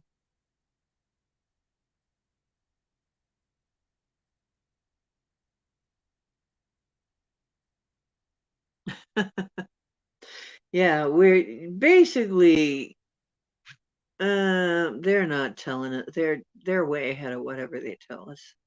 If they're telling us something, you can pretty much believe that it's antiquated. It's already antiquated. That's old technology. Anything that they're letting us know about is old technology. So I'll tell you though, ever since, like right now, I'm hearing a train. And it's funny how sometimes that darn train, that's another thing people have been noticing. Sometimes they sound different. And they're wondering why. I mean, sometimes these trains don't sound the same. Like this one sounds pretty normal. But there's been times when it doesn't. Here in Ohio, we have a lot of train tracks. This train track isn't used very often. Pardon me.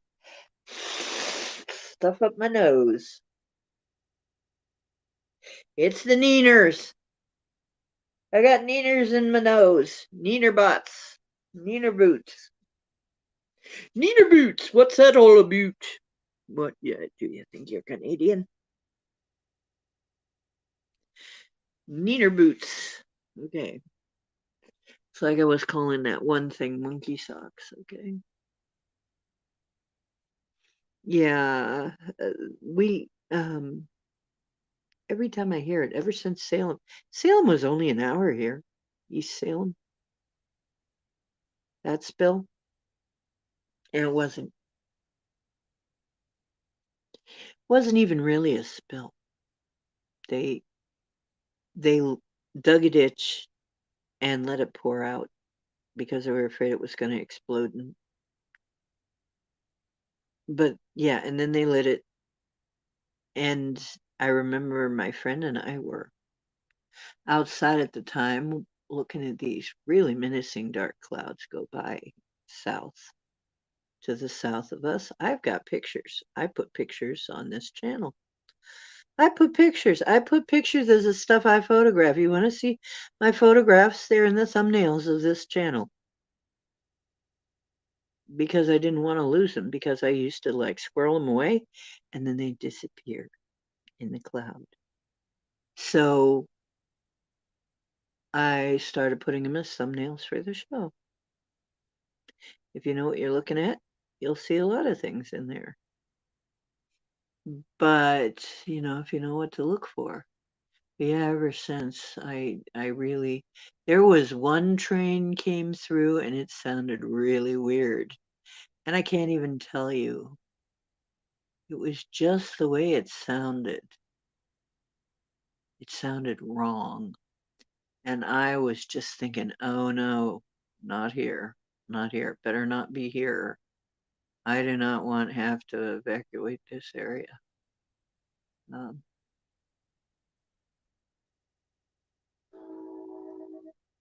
but I can hear it right now. And I was thinking, angels guard us. Did it have kind of a low? Yeah, it had a lower than usual tone.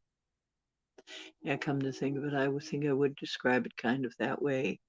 Had a lower than usual tone and more clicky clanky sounding. And I remember thinking that just doesn't sound right. Like right now, I can hear the whistle and I can just barely hear the wheels, from here. that night, it was the wrong sound for the whistle, and it was very clicky clacky and very loud. And I'm like, and I know that, if it's rainy or something, sound can carry farther, but it was just different. The vibration was different. And I'm like, God, I hope that's not another spill on the way or something. Yeah, yeah. My thumbnails to this show have uh, many things in them. I haven't done that for a little while, but yeah, a lot of them are. Like I've shown pictures of the Bigfoot sitting in the trees cloaked. Yep, but the shadows are there. That's the weird thing. At first you don't notice anything, and then you notice that the shadows look kind of funny. And then it's like, those are Bigfoot shaped shadows in the trees. Where's the Bigfoot? Well, they disappeared, but their shadows are still there, kind of. It's kind of like, it is kind of like Predator. They showed us. I mean, that was kind of disclosure, although they're not, you know, the ones around here at least aren't harmful. Yeah. So that's what was going on with those thumbnails. Yeah, I've got that. I've got Triangle Craft. I've got several other things in there that shouldn't be there. Potential orbs, objects very near to the moon. There's one there that's just a full moon with a very shadowy, weird looking cloud that when you look closer, that's not a cloud.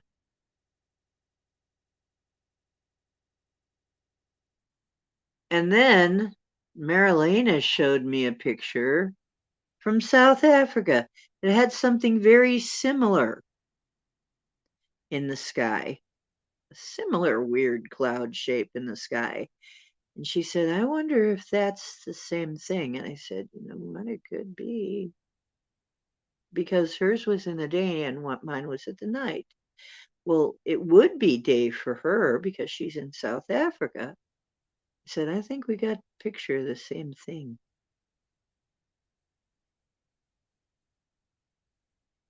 Hey, James Ortiz, how you doing? So really, you got to think of yourself as a couple of things, really, if you really want to be honest. First of all, you are not the weakling that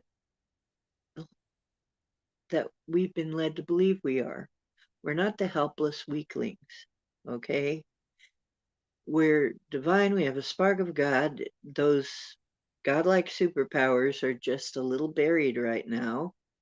When we bring them back out again and reclaim them, we'll be able to take care of all of this stuff on our own. But right now, we've got very helpful allies, very powerful allies. But the main thing you need to know is you need, when you have a need, to remember that you have them and that they're happy to help. And really, most of them will work for love. I mean, you beam love out to them and they'll beam you love right back. Most of them are very happy to help. As a matter of fact, it's their job and they get bored. You know, the little cloud beings, they play all day, but if you say go rain, oh yeah, we'll go rain. And it's like a party. They like to rain. It's fun. They like doing that. Matter of fact, sometimes the hard part is to get them to stop raining. But yeah, talk to them like you would any being, I guess. I mean, you have to take it on an individual basis, but by and large, most elementals are not hard to deal with. Some are, I hear. Some have been corrupted too, I hear. Some have been corrupted, so you got to be careful. But if you're getting a vibe, like the little cloud beings are so they're so playful. I always get a vibe. It's very much like an innocent child energy. Thunder beings are different. Thunder beings will bring rain, but they are definitely more mature and a lot more yang. Okay, they're very yang. So be careful with them. I don't think I'd want to piss them off. I think they'd kind of let you know they were upset if they get upset. Yeah.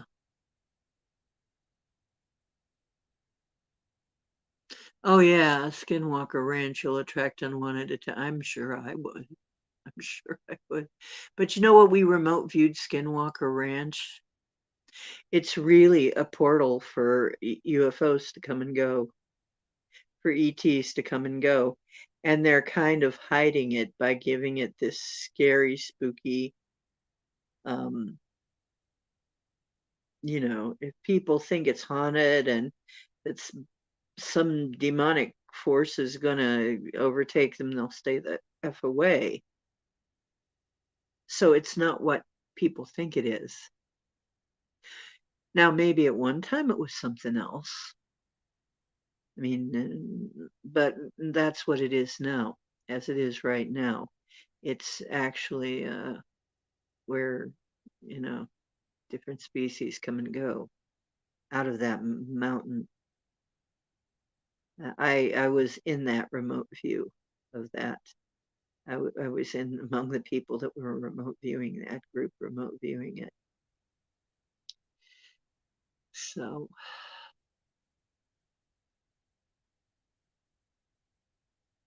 like light when you zoomed in, but it changed the next day. Yes, and I've actually, and I remember reading or hearing somebody say, well, you should see if you can use telepathy and get whatever it is, to do to do stuff. You should think at it because people have actually thought at these craft that they've seen and said, if you can hear me blink, and they would. So, I tried that with one of these canister things and it blurred right out. And I'll tell you, there's something about them that they can just make your camera blur right out when you try to get a picture. All you'll see is a blurry dot.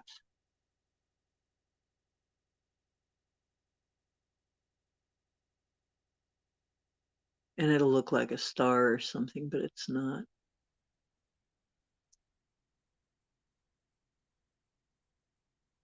Ghost Adventures had members of their team disappear. You mean permanently disappear? In the cave?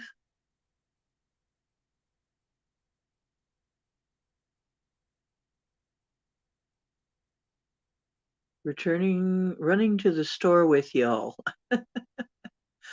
um, yeah, I remember.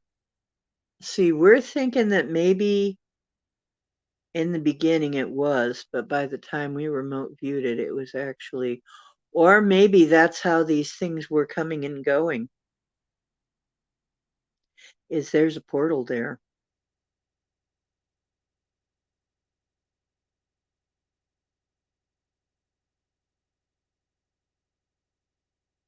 Oh, yeah.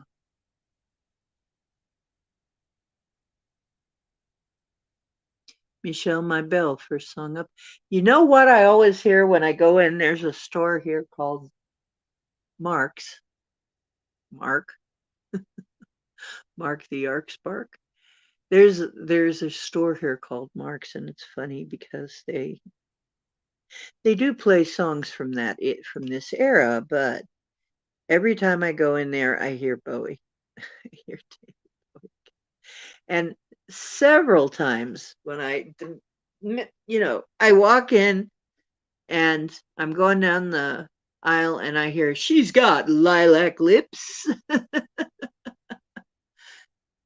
Blue Jean, Blue Jean. I just met a girl named Blue Jean.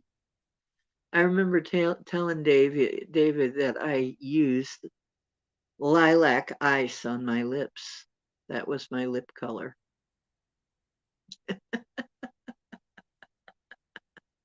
Ooh, ah.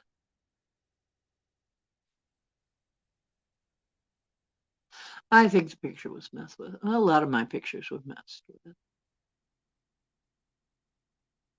So the members of their crew disappeared, and did they permanently, Lewis?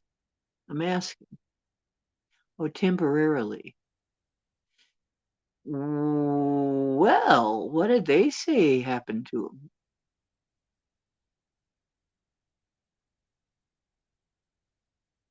Yeah, because if it's a portal, that could happen. I mean, if there's portals out there, they could end up somewhere else temporarily and then maybe come back. But the thing about portals is you might end up somewhere permanently.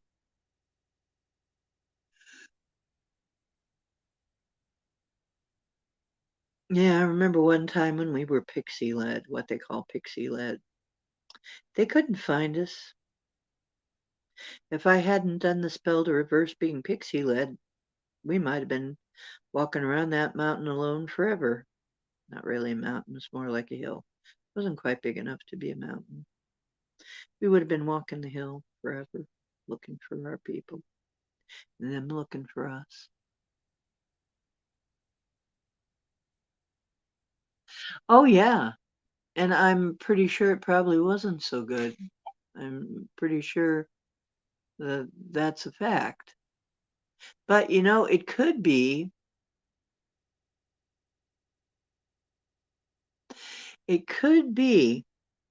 that there's more than one kind of, I mean, portals can go to more than one location, and there can be more than one portal, and portals can. Some portals go to random locations, go to different locations.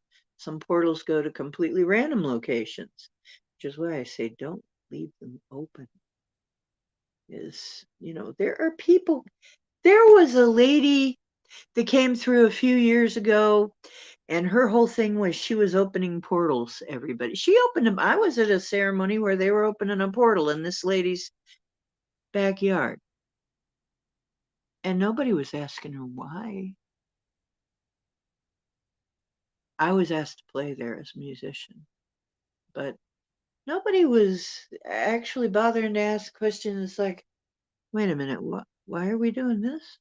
Well, because we can, I think would have been the answer, or something, some, you know, slick version of that. But really, yeah. And I'm like, you got a freaking portal in your backyard, woman, that somebody's opening. Do you not understand what that means? And then they're just going to leave it hanging open. What? Oh, gee.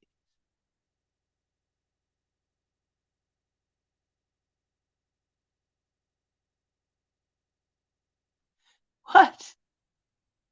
They take over your radio and they play girly men voice songs and IRS commercials.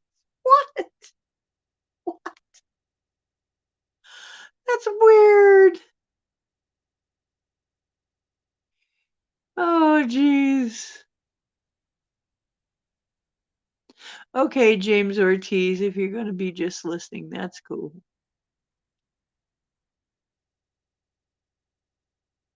So you saw a portal in your bedroom was like a white light. I have remote viewed, like now, most of the work that I do for people, when I do clearings and stuff, it's mostly remote work.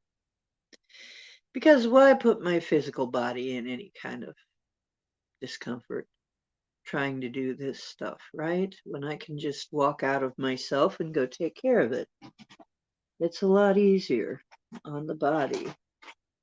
But I have to admit that I never would have started doing that if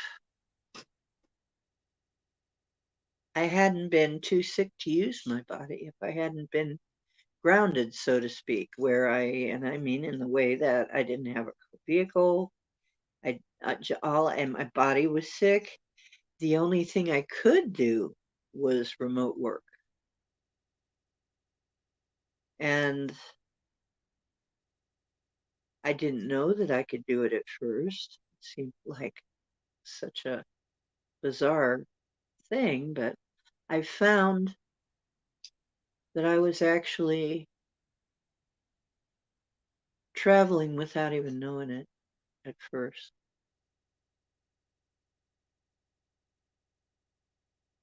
And once I realized I was actually bilocating, it's like, oh heck, this is so much easier than trying to travel everywhere. We don't have to travel everywhere. We can just bilocate once you get the hang of that. And it's not impossible to do. You can do it if you decide you want to do it. Ask your guides to help you learn to do it, and you'll be able to do it. You might be able to meditate your way into it. There's probably a lot of different ways. I don't know what girly men songs are, but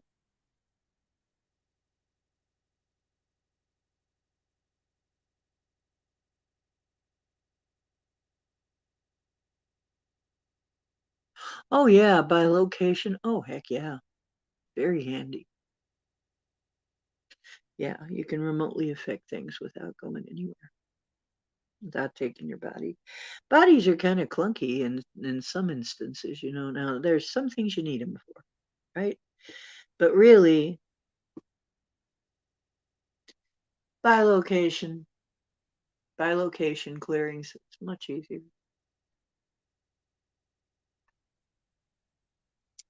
And I'm not annoyed by the extraneous things to the subject because, a lot of times if you take your body along, there's going to be distractions. There's going to be physical distractions, hot, cold, insects, um, whatever, you know,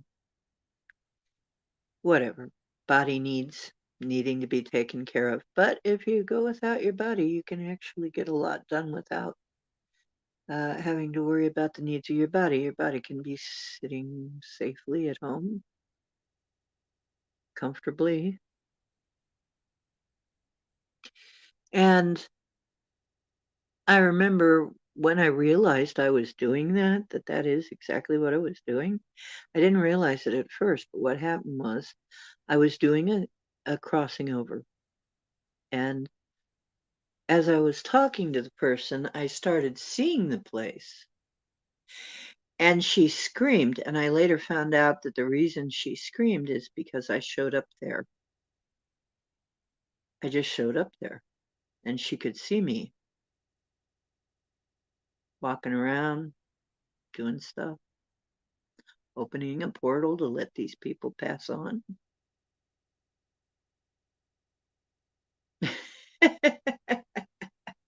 She said, you just startled me. It was just, I didn't know what the hell was going on because I was talking to you on the phone, but I was seeing you over here. Like, how in the heck are you doing that? It's like, I have no idea. I guess that's by location, and I guess I can do it because I needed to. I needed to do it. That's what I say. I don't know. We don't know what we can do and what we can't do. Might as well give it a try if you need it. If you need to do something and you don't know if you can, you might as well try it. Maybe it won't work, but maybe it will. And if it does, it's like, whoa, that's another tool in my toolkit, right?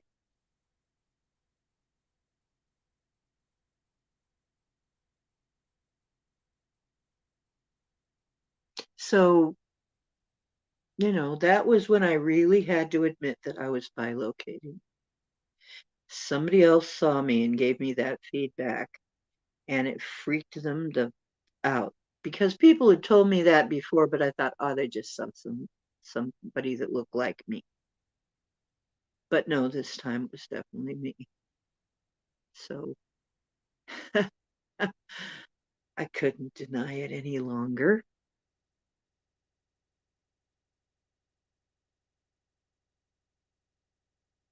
Yeah. You have a teacher that can do that? Yeah. Actually, I think it's a better way to travel. You know, a lot of extraterrestrials, that's how they do an advanced scout. They don't take scout ships everywhere, okay, at first. At first, they remote locate, okay? I mean, we're certainly not the only ones that can do that. In the universe, this is actually a much more common trait. So they already knew what they were going to find. And this is also how the ancient astronauts knew what the solar system looks like. Okay. What different solar systems look like and everything. They didn't have to guess about it. They just bilocated and found out. So they'd already know it before they even got here. They'd know what the life forms were like. They'd know what the terrain looked like. They'd know everything before they ever got here. Then they'd come in to check out to make sure that everything, probably to make sure it all checks out, and to take some, readings, make sure that, they're getting it right. Maybe, I don't know. And then, that would all probably happen way before they'd ever physically bother to come.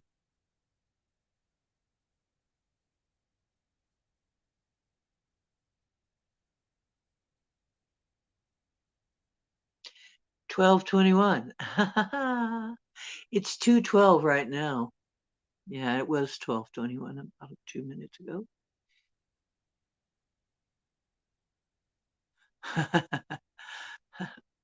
Yeah, so no, you can all do this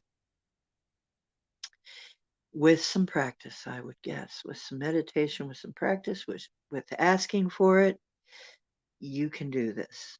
Wouldn't it be interesting? Then we could have meetings and never have to have the expense of going anywhere. We could all sit comfortably. If we get really good at this, we can all sit very comfortably in our own place and then go to meet at some exotic location that we wouldn't be able to afford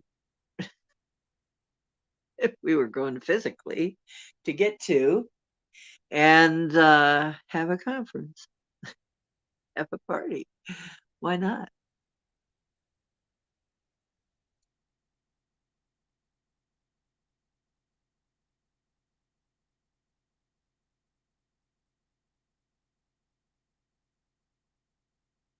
Oh, the Bee of Pentacles.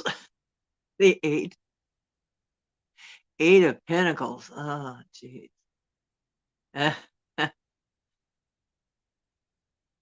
Jeez. Yeah. So, yeah, give it a shot. Like I said, I didn't know that I would be able to go back in time and do mass crossing overs, but I did it. Okay. And my crew was with me and helped me with that. And some of the crew are still around, but it was not easy. And I don't recommend you doing anything that crazy. I went back 35,000 years and I had to quit. I don't recommend you do anything like that unless you have a long time to recover. I had to recover a long time. Long time. That was crazy. I was totally, but you know what? Things have been different since we did that. I think it was very important that we did it because having a bunch of earthbounds in an area is not good. It makes the living sick. I don't know why. I think it may be the dissonance in the wavelengths, maybe in the frequencies and the resonance, maybe some kind of resonance thing. But where you have a lot of earthbounds, it's not good for the living. Okay. So you have to do something about that. You can't just leave it like that. So basically, I came to the conclusion that not only was it very sad that these people were not gone on and trapped in there because you keep reliving your death event because the game keeps trying to kick you out. You know, the mechanisms of this reality, which is another reason I think this is a simulation, is because it acts like a game. When you're done, and then it spits you out. You know, the door opens, you go, bloop, you're out. And that's the way it's supposed to work. But for these people, it didn't work that way somehow. And so they'd keep re experiencing their death event.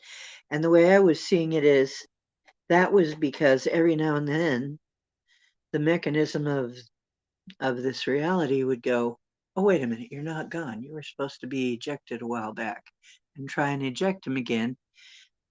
Cue the death event. They're still stuck. They're not going.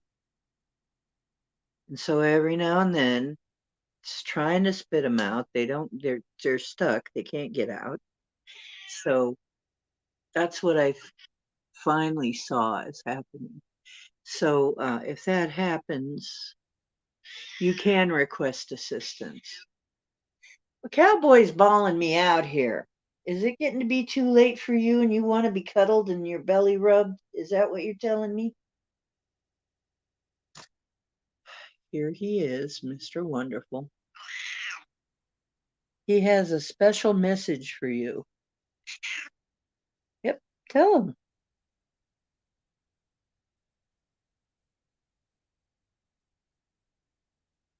You tell him all about it, cowboy.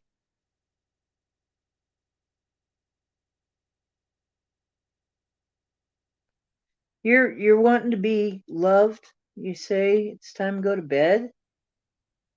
You haven't been petted enough, and you got to work on your world-class champion snoozing training.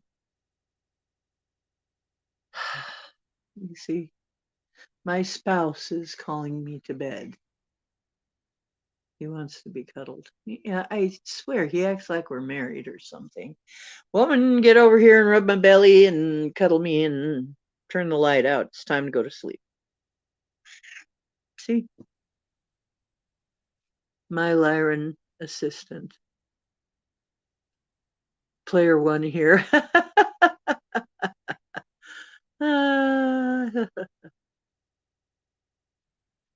Smoking. Yeah, obstacle world for all your obstacle needs.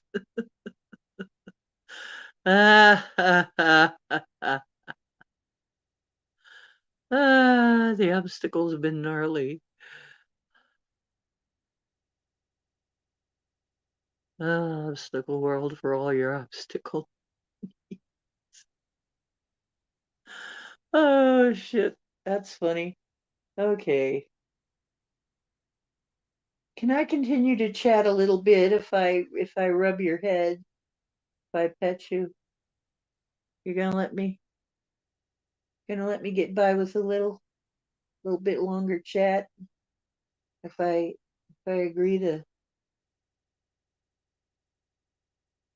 Okay.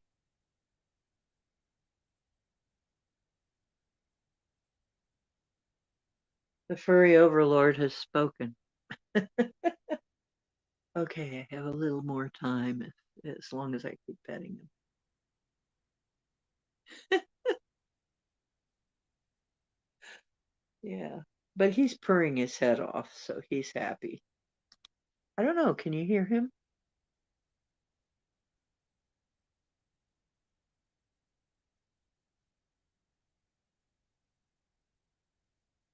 Can you hear all that purring? He's purring really loud.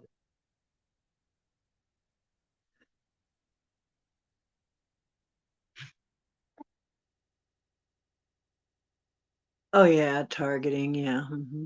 Absolutely.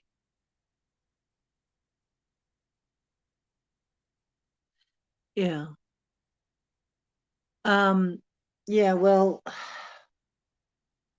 there's a lot of desperation going on right now because of various things.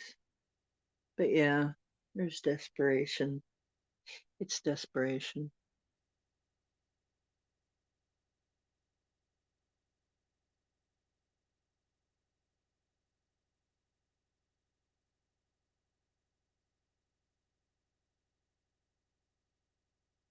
Oh, you know what, Lewis? He never does.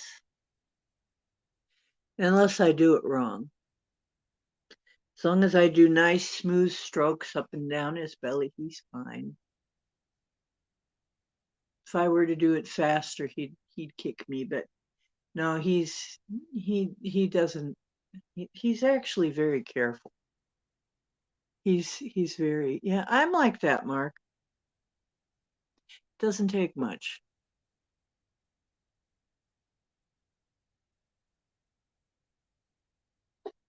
Yeah, it's like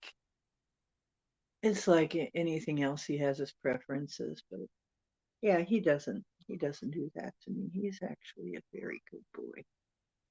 He's a very sweet little guy. He is a sweetie.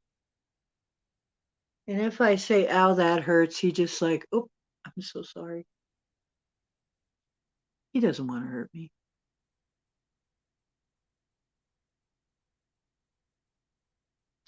Well, good for you, Mark. Yeah, I know. They try the electronic stuff on me too. It's always, you know, this is this one right here. That's a Q link. That's the EMF. Uh, Mitigates the EMF. Um, that's what it says it does. It sure seems to work. Seems to work. But it's a copper coil in there. I don't know exactly what they do to it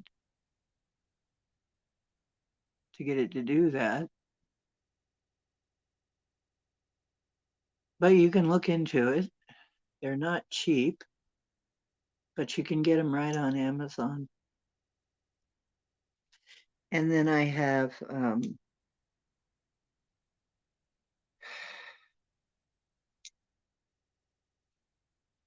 this amethyst and crystal. That helps. And I made this. Okay, that's a turquoise eagle and a little globe over it, but it's copper wire. So copper is helpful. I rip it in copper.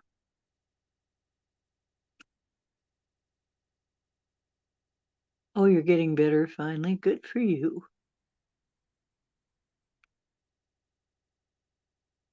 An argon type thing. Yeah. It's kind of like argon. It's similar. 1, 2, 3, 4. Yeah, it was. So, so you can get a Q link. You can you can get various things that help. You can get. I made myself a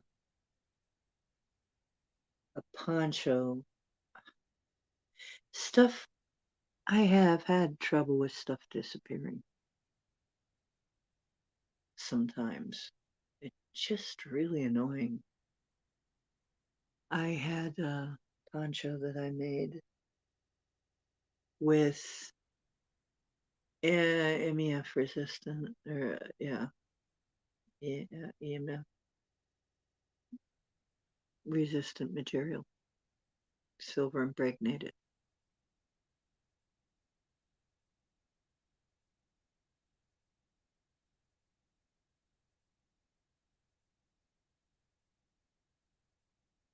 Right. Well, my teeth were breaking for a while. One of the main places they'll hit will be your teeth. If you're being targeted, you're going to have trouble with your teeth. It's one of the main things they'll target. A lot of people don't know that. And I had all my fillings combusting out. I had trouble with my teeth. I didn't know that that was one of the main things. Good for you.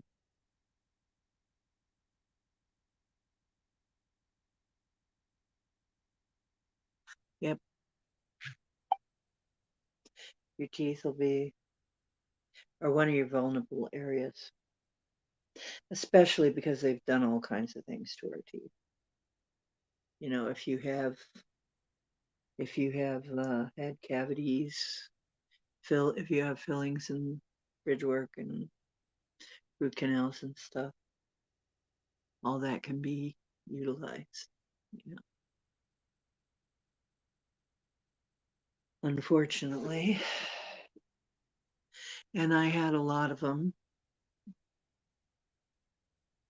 and I really think that was a screw up too. I had a very bad. I had people ruin my front teeth actually. One dentist really, really screwed up my front teeth. I still need to get them fixed.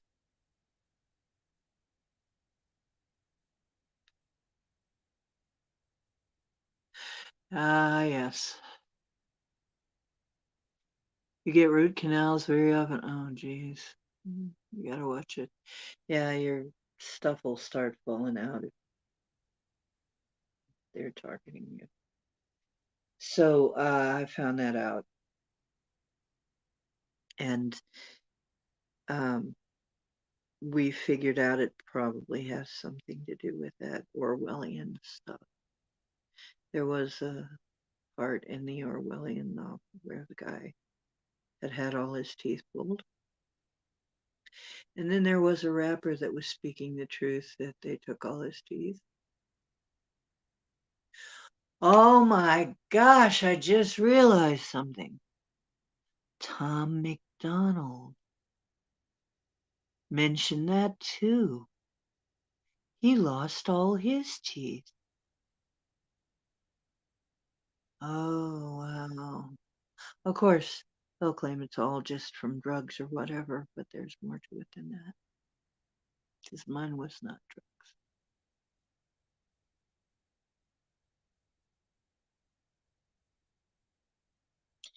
I use a product called BioRepair that has hydroxyapatite. Yeah, you can get that off Amazon too. If it has if the product has hydroxyapatite and not fluoride, that can repair your teeth. That will repair cracks and stuff in your teeth. I wish I'd known about it long time. I tried the cod liver oil and cow butter.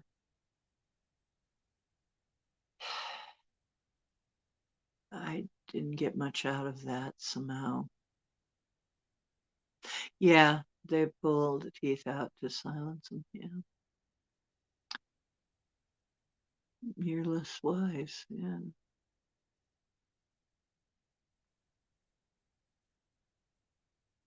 Okay, so yeah, I've heard of that, and I didn't have much luck with it, but it could be because they already killed them. I mean, I don't know how it's gonna regrow itself if it's a root canal, but then again, I don't know. But I tried it.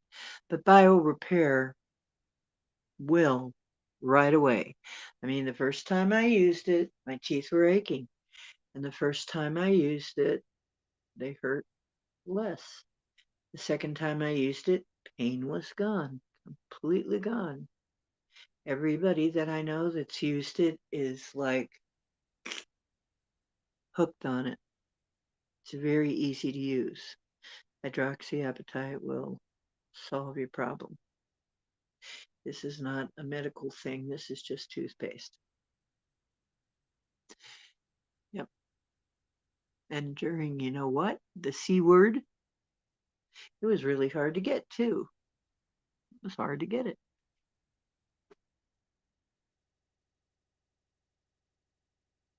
You're a little less wise than you used to be. Well, you're supposed to get more wise as you get older. Okay. You know what? I have been sitting still, and this is not good. It's kind of bothering me. I've been sitting here for 2.5 hours, and I am really noticing it. Oh, thank you. Which one? I got 3. Okay, I'm going to put my Q link back away again. The eagle.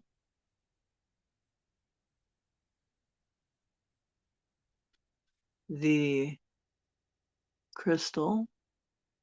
Or what looks like a necklace that's actually my shirt.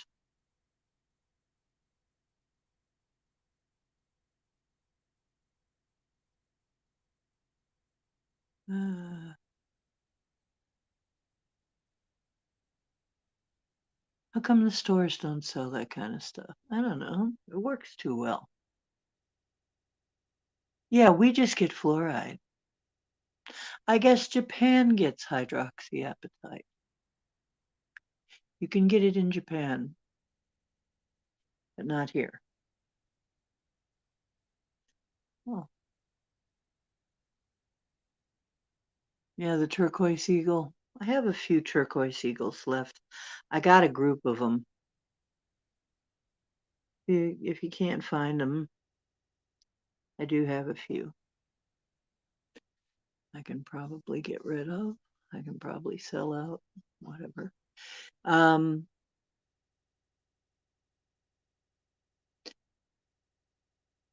Okay, because I know that this sometimes gets mistaken for a necklace. But yeah, I've got.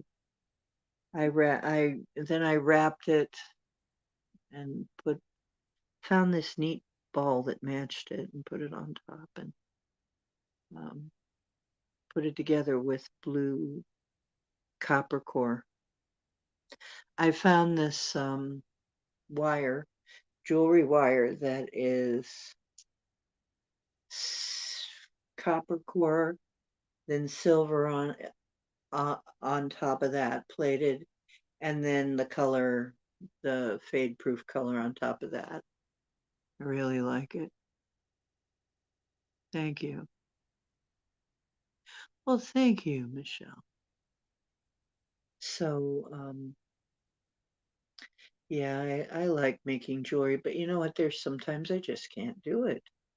Sometimes I just can't. I really want to make some tarot cards. I'm really wanting to do that now. I really want to get my new tarot channel up and running. I'm trying to figure out the best way to take pictures of my tarot readings, so to where that looks professional and not silly. Oh my gosh, I just realized something. I'm going to play something for you and I'll be back. Something's on the stove. It's still cooking. I didn't realize it was still on. Thank goodness. Here you go. I'm going to play something.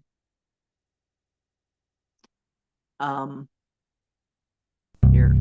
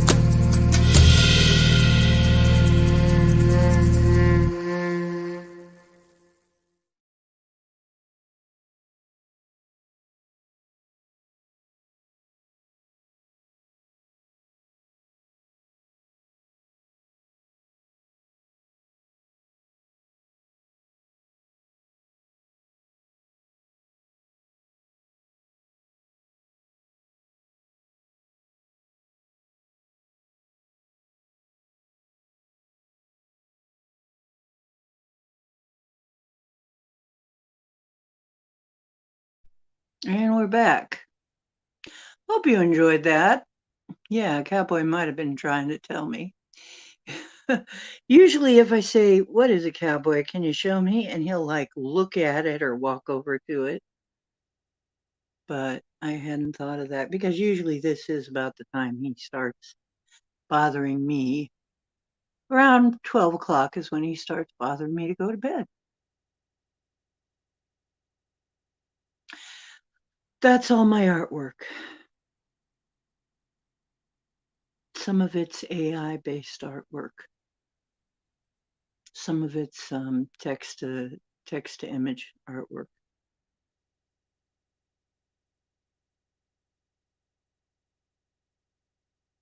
But yeah, it's my artwork. You know what? The truth is out there. The truth is in here. Also, the truth is really in here. Truth is where you find it. That's what I say. Wherever you find it, you may not expect where you find it. You may find it where you least expect, right in front of you, maybe. All the time, hiding, hidden in plain sight. You know what? Usually that's what I find. Oh, why am I itching all over now? Truth hiding in plain sight. I see that a lot. And we're just so, you know, we're we're brainwashed to just ignore it.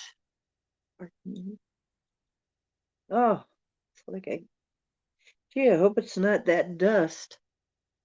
You know, that kind of dust. Ah, the AI arts. Yeah.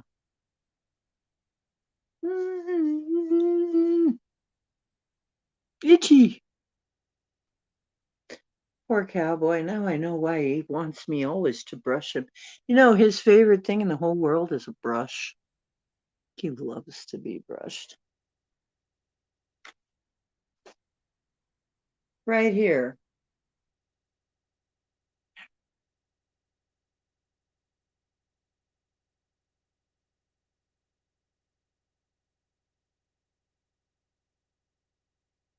It's itchy, isn't it?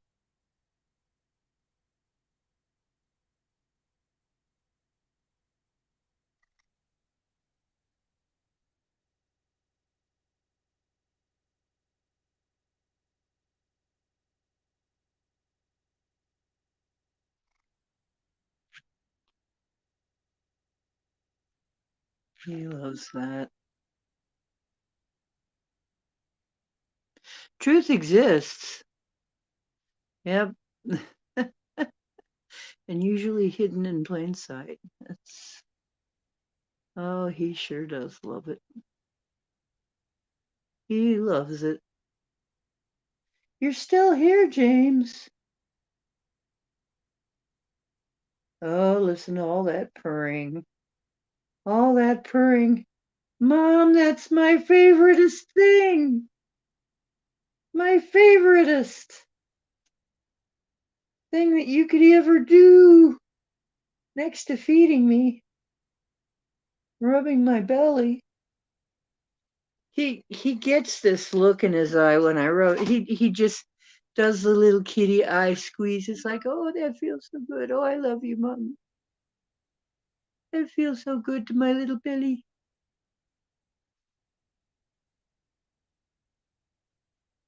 Yeah, he loves that brush.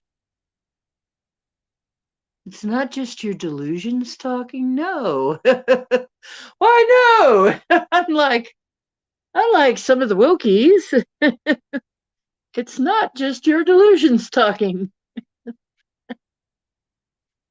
Now, I say some of the Wilkies because some of them are probably, I'm not sure, are probably not totally delusional. I don't know. You cat daddy. Jackson Galaxy is better. Purr. Yeah. Oh, my little guy, he's a very purry cat.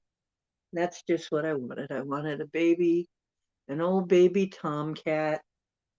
with a loud purr who just wanted to be loved and loved. That's what I wanted, and that's what I got. He's just perfect for that. That's exactly what he wants. He wants just to be loved, and he'll purr and purr and purr and purr and purr. He'll purr for hours. Yep, but he is one very furry little guy.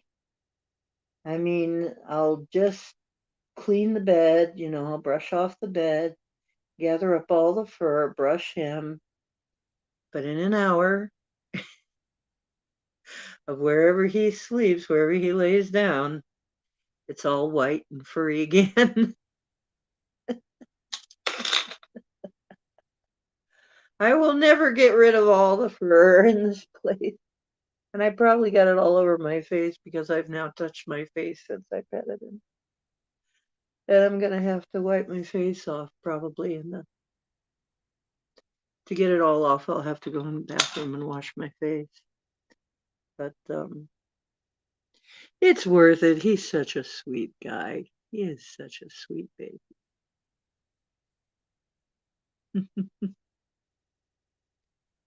Yeah, I'm so glad he showed up.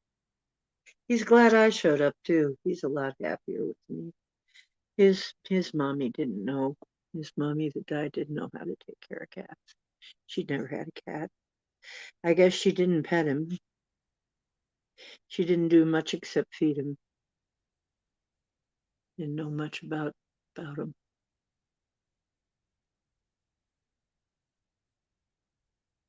Ah, you have a ginger black cat, Boomer, gray tabby that was 30 pounds, and Cowboy.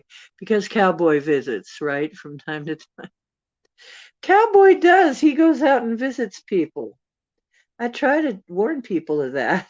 They think I'm kidding. It's funny because I don't know if I said it. I was on somebody's show today for a few minutes. I was in a chat, and just as I was leaving, they said, "Has anybody ever heard cats talk?" Like, I don't mean just like purr or meows. I mean actually like talk about you, when they don't think you can hear, like maybe a group of cats sitting around talking about you or something. And I'm there like, oh yeah, actually, yeah, because they're not just cats, they're lions. In that case, if you can hear them, they don't expect humans to be able to hear them. And most of the time we can't, but yeah, they talk about us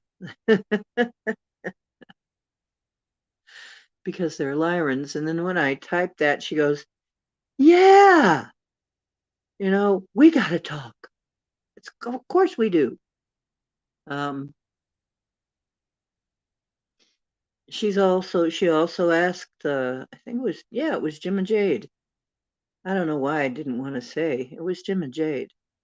And she said, does anybody else get visits from celebrities? And I said, me all the time. She goes, we got to talk. So it's like she wants my phone number because I guess we have quite a lot of things in common. But Jim has always been cool. We've always been cool. I'm always glad to see Gemma. I managed to catch her live. I never get notifications. I don't get notifications for most of the channels I really like. Yeah, and mine speak with cat. Yeah, and dreams is when it happens.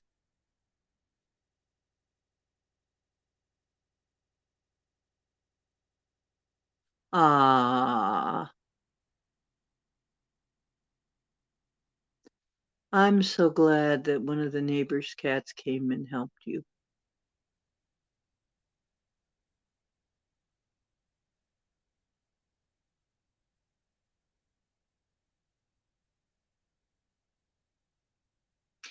Louis, you know what?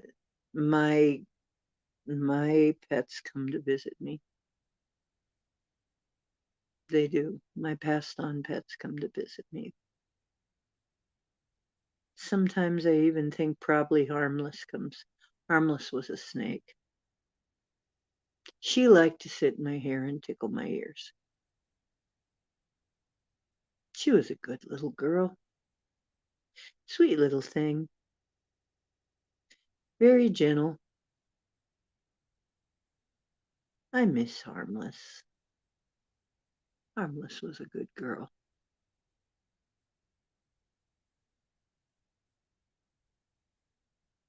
Yeah, that's pretty cool. Yeah. Cats are very comforting. People just have all the wrong impressions. Disney really contributed to that for a while too.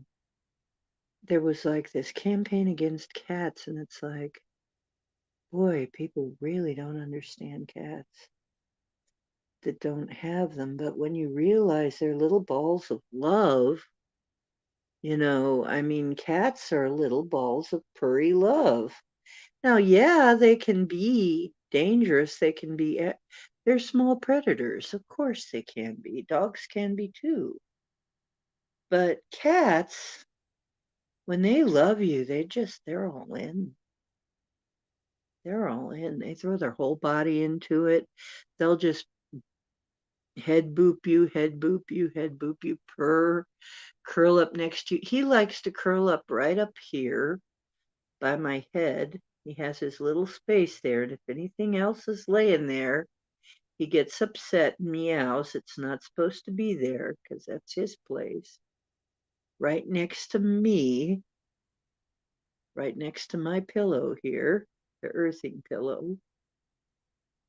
Nothing's allowed to be there but him.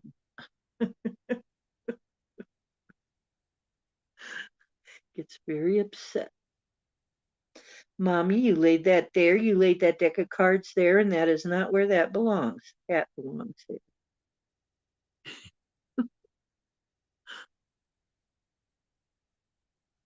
A Tuerta putty tat. Mhm.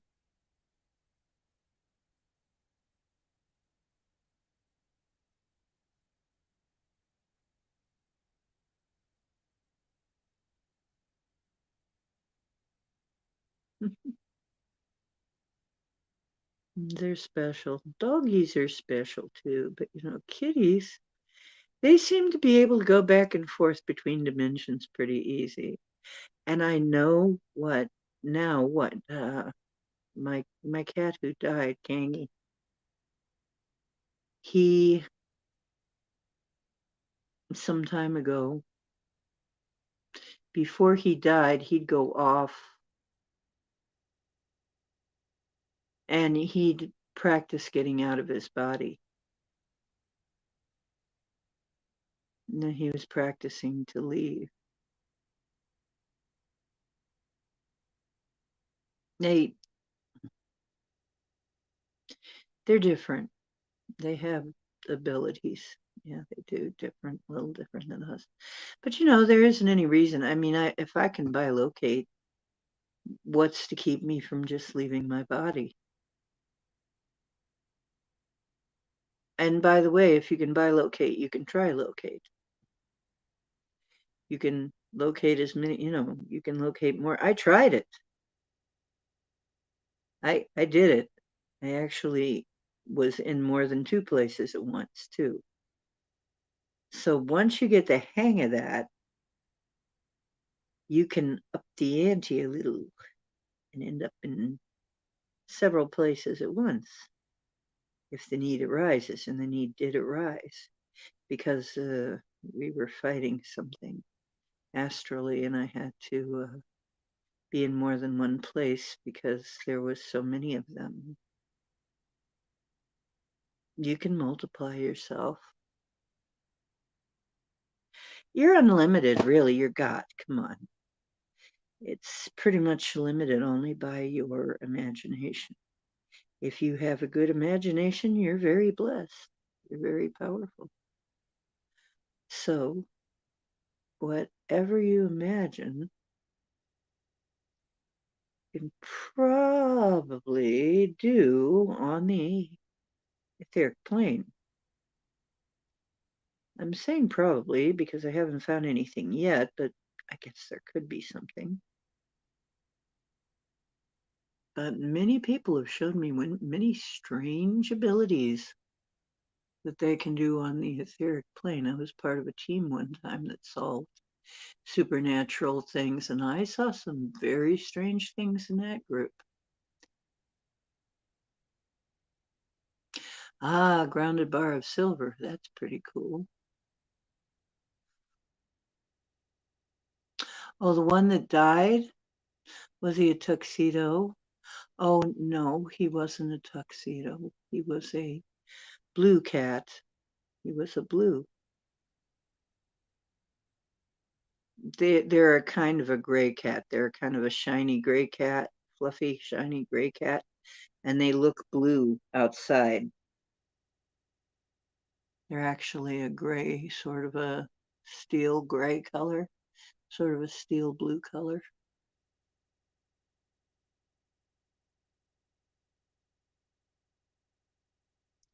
Oh, you just magnetize all the kittens.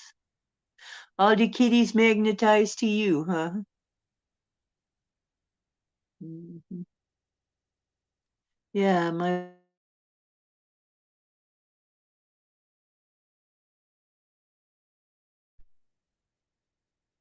and I always thought, well, that would be interesting to have a blue cat. I also had a purple cat. He was a black cat,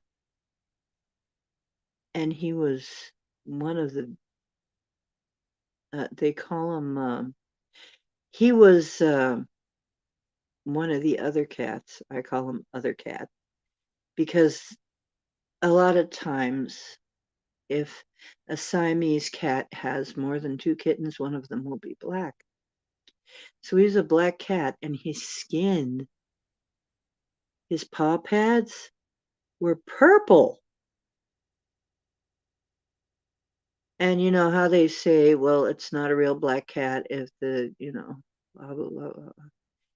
I had a black cat whose skin was white underneath, but this cat was a black cat, and I could tell he was a Siamese stock, and he was a lilac, probably a lilac point or blue point mother, and his skin was so black it was.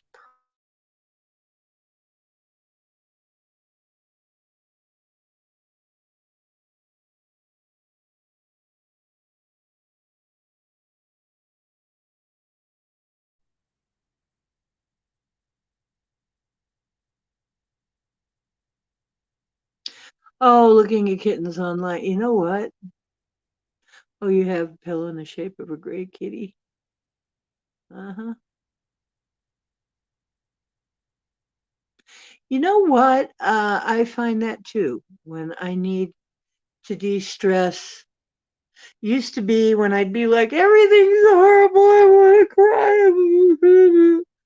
And I'd put on the cats, the funny cats and kittens, and sometimes cats and babies, you know, and cats and dogs and babies, and that just funny cat videos, funny cats and kids videos, funny cats and dogs videos, those, and right away I'd feel much better. And by the time it was all over, by the time I watched a few of those, I was just fine. You listen to cats on the ASMR? You know what? I can't hardly sleep without the purring. The one with the white underneath was the one that spoke to you.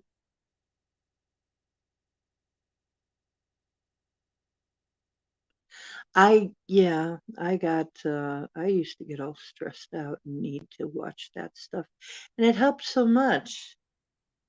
It helped amazingly fast. Yeah, the ASMR. I can see where that would be. Kitty white noise, right? Hey, Karen Lynn, how are you doing?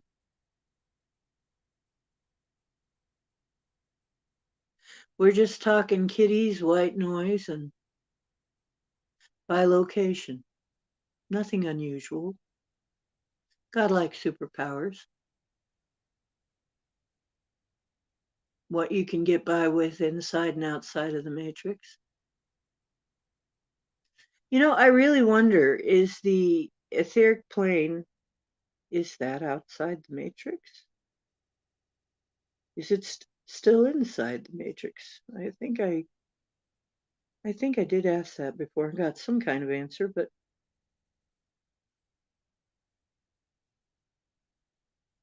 ever since the new moon. Yeah, the new moon was weird. Hmm. And it will continue because it was a every time there's an eclipse triggers something. It's the beginning of a program. It starts a program. If you want to think of it in matrix terms, a program just started running, just started playing every time we hit a eclipse.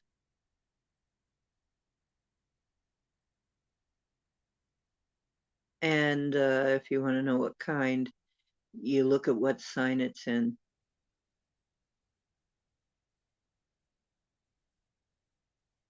Well, you buy an etheric ticket. I'm kidding. You have to buy an etheric plane ticket. Just send $29.99 to me. I'll send you an etheric plane ticket. I should send those. I should sell those. But it meditation. Meditation. There are some videos that'll help you get there. Right. Yeah, I think it's just another layer of the matrix, yeah.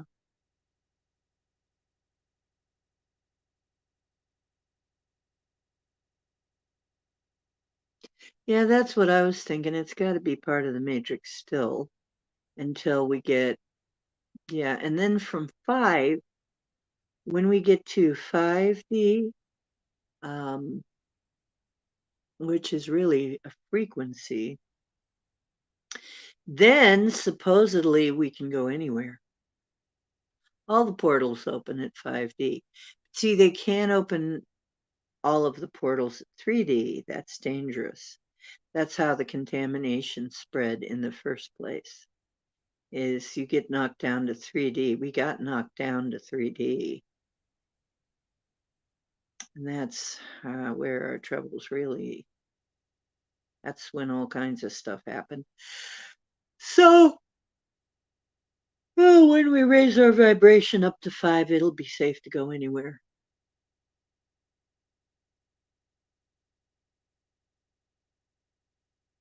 Yeah, I saw Karen Lynn for a moment there. I saw Karen Lynn fly by for a moment on her broomstick, on her Harry Potter broomstick. I'm kidding.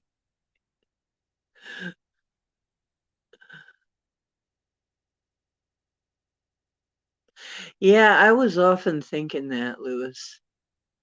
1 and 2, wouldn't that be hell?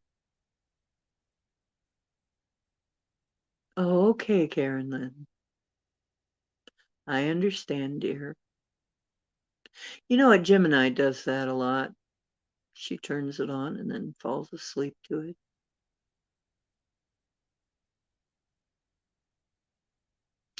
She's defying gravity out of Oz. I consider ethereal to include all that is and it has ever existed or will exist, containing the knowledge of all dimensions. Well, that's very interesting, no? Oh, you flew in waking dreams? Oh, very cool. Yeah, I remember I used to have lots of flying dreams. And I am told, I have been told, I'm going to check. I'll show you guys. We'll see what it says. We'll see what it says. I'll use this for a pendulum. Okay.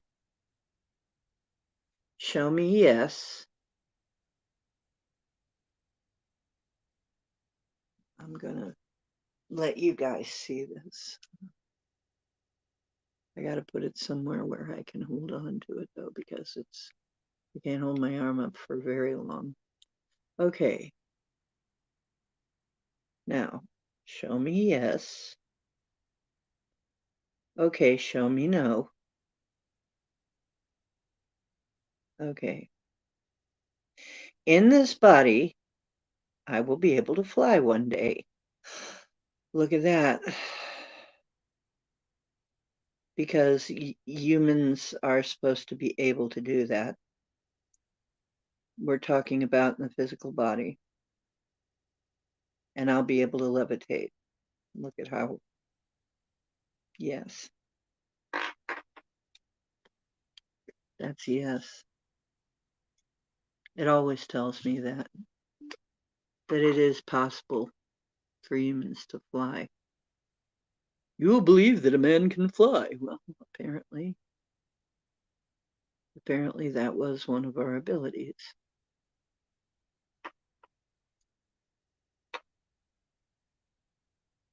And should be again, and shall be again.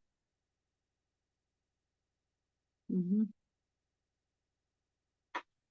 Well, other things that, and it's interesting because other things, I asked it like that. I did actually, in fact, get that ability.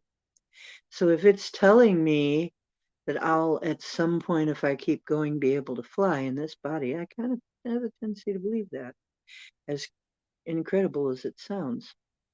It's certainly something worth working for. That would be fun. And can you imagine that, dudes? Wouldn't that be fun? Now, we mean, okay, let me double check. Okay, and I don't mean fly in a plane, I mean literally move. It's swinging very hard. Hey, have any questions for the pendulum? It's really active tonight. Let me double check. Cowboy's a cute little dog I have. He's a sweet little doggy. It's saying no. Can't fool it. Okay. How about this? Karen Lynn is a guy. Nope. Sorry, Karen. It says you're not a guy.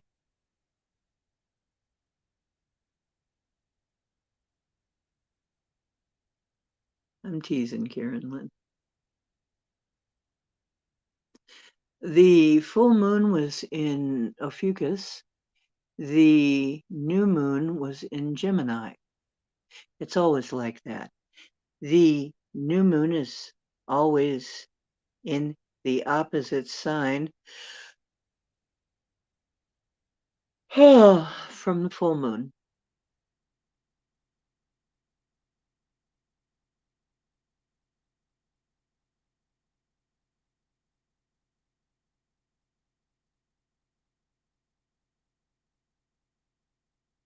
Sure. Hi, Linda.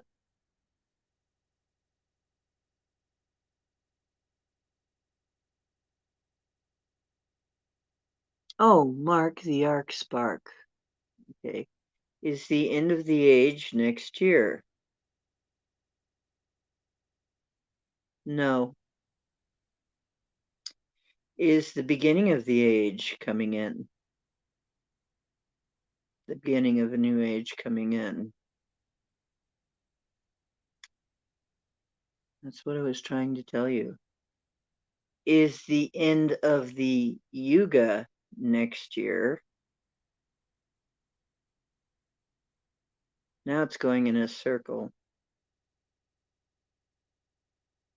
That usually means, yep, it's going in a circle. That usually means either rephrase or, okay, is the Yuga ending? Are we coming to the end of a Yuga? Yes. We're coming to the end of a Yuga. Is there a conflict because year is a problem? Yes. See, time is weird because our time is all screwed up. We're not functioning on the same time as the rest of the universe. Time is a screwed up thing to most of the universe anyway. I mean, our version of time is all screwed up.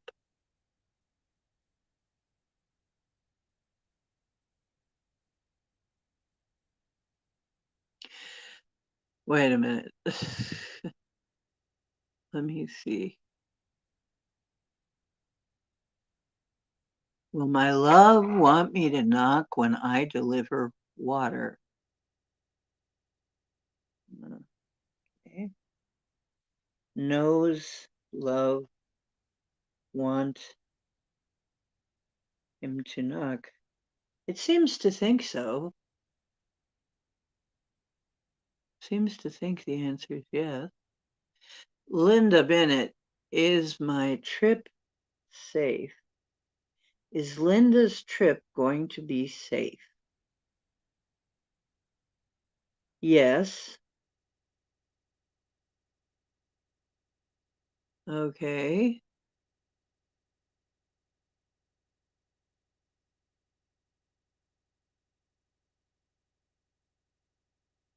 Hmm.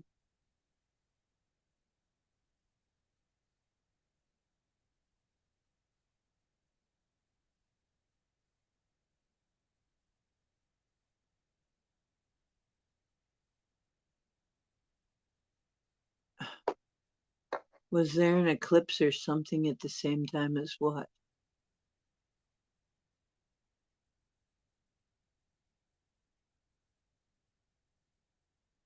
The yuga distinctions are redundant in no time, right?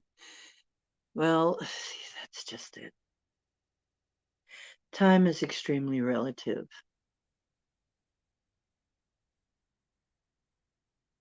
Consult the theory of relativity.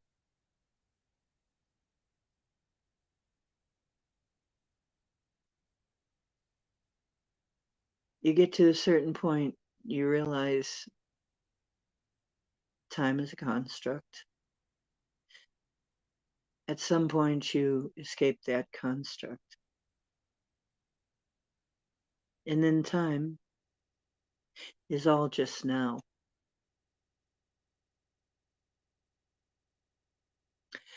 It's kind of hard for us to visualize, I know. It's hard to wrap our heads around.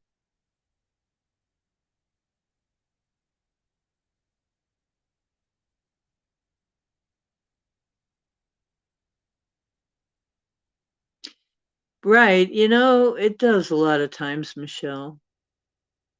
Well, if that's what you were concerned about, Linda, we did do a tarot for you. It said it was going to be okay. I'm pretty sure we did. Said that that was going to be okay.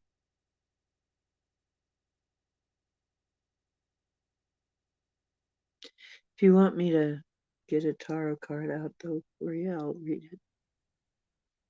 But life reads like a movie. Yeah, this is pretty perky tonight. Gosh, we could answer all kinds of questions tonight. Okay, let's see what it's saying right now. Let's find out what timeline we're in. Okay. What timeline are we in? Biden's going to win the election this time.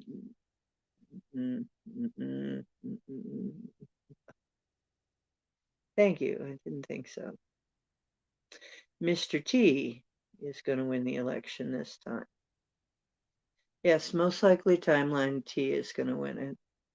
Yeah, are any of the other candidates going to come in to it at all? Yeah, okay. So, yeah, some of them will do quite well. But T's going to end up winning it right now. This is now. That's what I figured.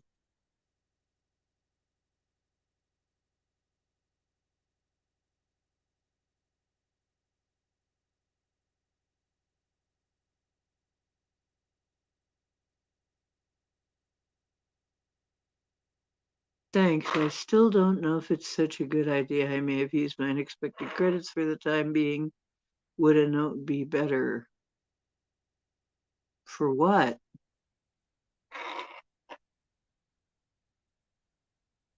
Okay, it's a joke I'm not quite getting.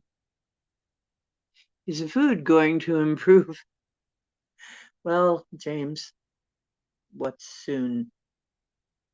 You know, in timelessness, soon is also relative. I found that out. That's why timing is so difficult.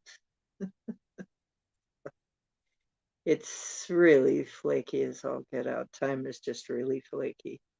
It really is. Um, is the food where James is going to improve? Okay. Will it improve during James's stay? Yes. Oh, good. I'm glad to hear that. Yes, it is. It looks like right now the timeline is a T timeline. T with a rump.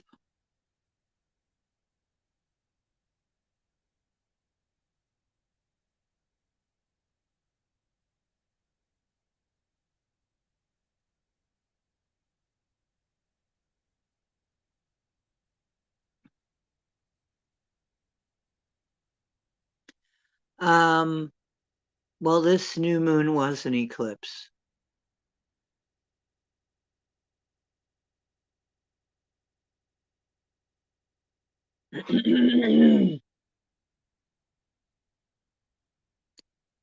Oh,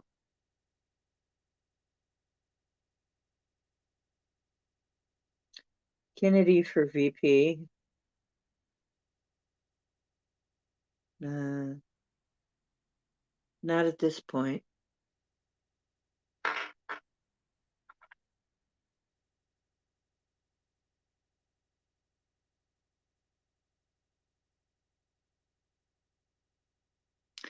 Will anyone make 5D before New Age? I think that's the same thing, kind of, because we're in the New Age right now. The Age of Aquarius already began. When the moon was in the 7th house and Jupiter aligned with Mars, the Age of Aquarius already began. So, Mark, that's kind of that New Age already has started.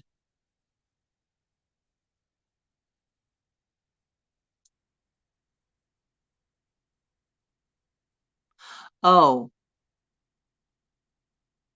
well, I think she just wants to know, is a note better? Yes, but I guess she does want to know when it comes up. I don't know why.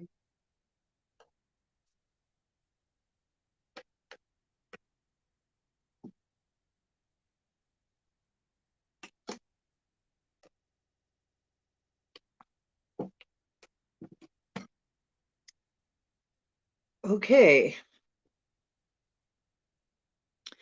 DeSantis for VP.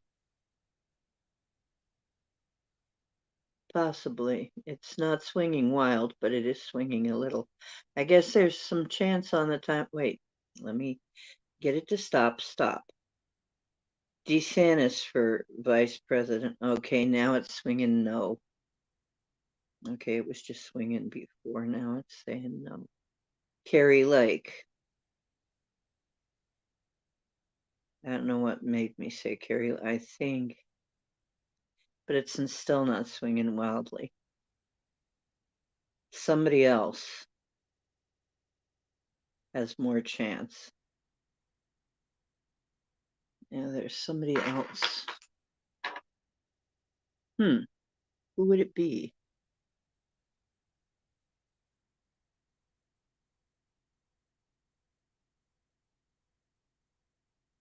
Because they call Carrie Lake, female T. That's why I asked, I guess.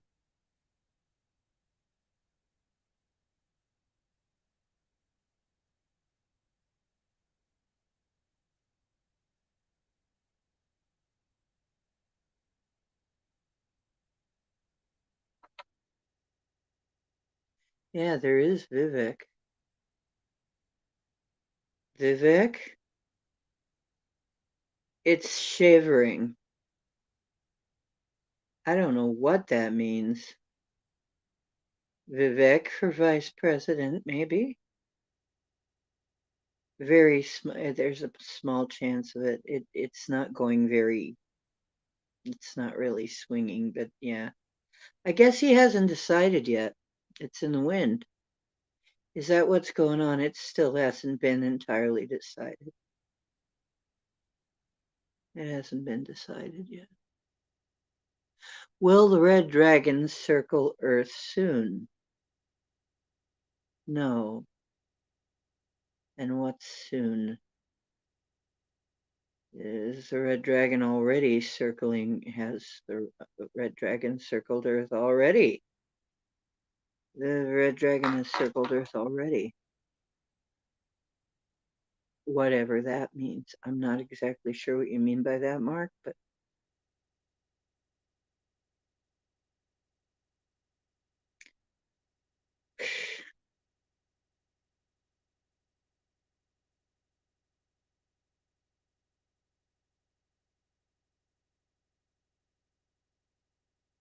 oh my God, Nibiru. Nibiru is my own personal Groundhog Day. Nibiru has come and gone at least 6 times in my reality. I don't know how to explain this to you or how to break it to you. But from where I'm from what I have lived through, I have lived through the coming and going of Nibiru at least 6 times. And then it changed. And it happened again.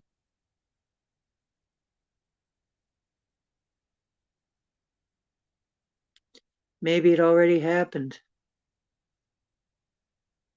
You know, there was a time in the Middle Ages when the sun went dark for a long time, 2 years. And for the first 3 days of that, it was dark. The sun was dark. You can look this up.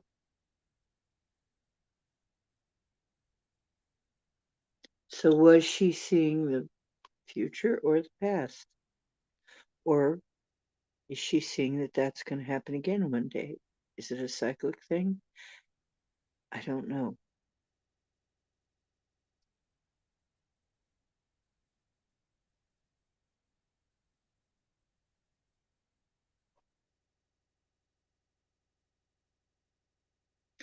Let's try. Is the red dragon really connected with this 3 days of darkness? Yes. Is the red dragon due to come in the future?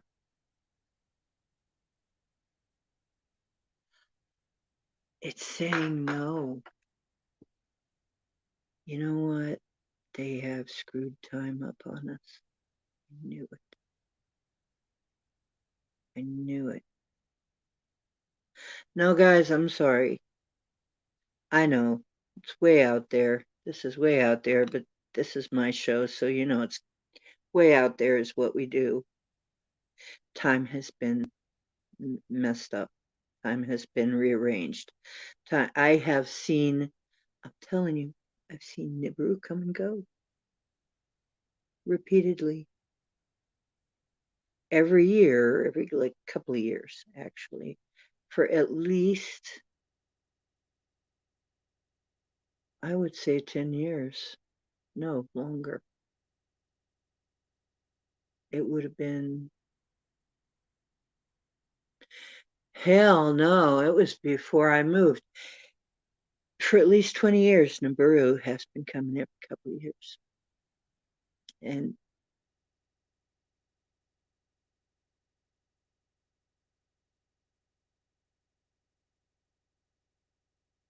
yeah, I know.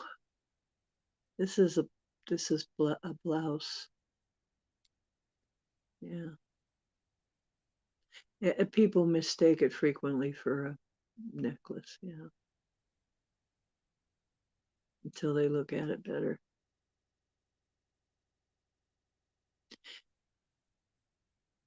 I can't explain it to you. All I know is that one of the times, the first time Nibiru came, the way they handled it was one of the Nibiru descendants, who is actually a rock star. Can't think of his name right now.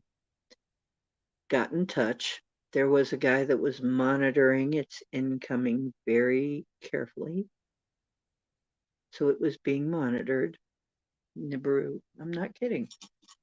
This is what I lived through. Now, not what you lived through necessarily. I don't know. I may be in a different place.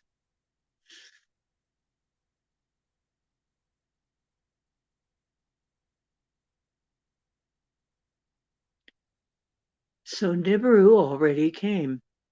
And what happened was this guy who was in touch with the Anunnaki got in touch with them and asked them, were they going to collide with the Earth? He said he was in touch with them. And they said, no, we're going to try something we've never tried, but it should work. This is a story I'm telling you. I was there for this. I watched this happen. And the guy got a channeled message.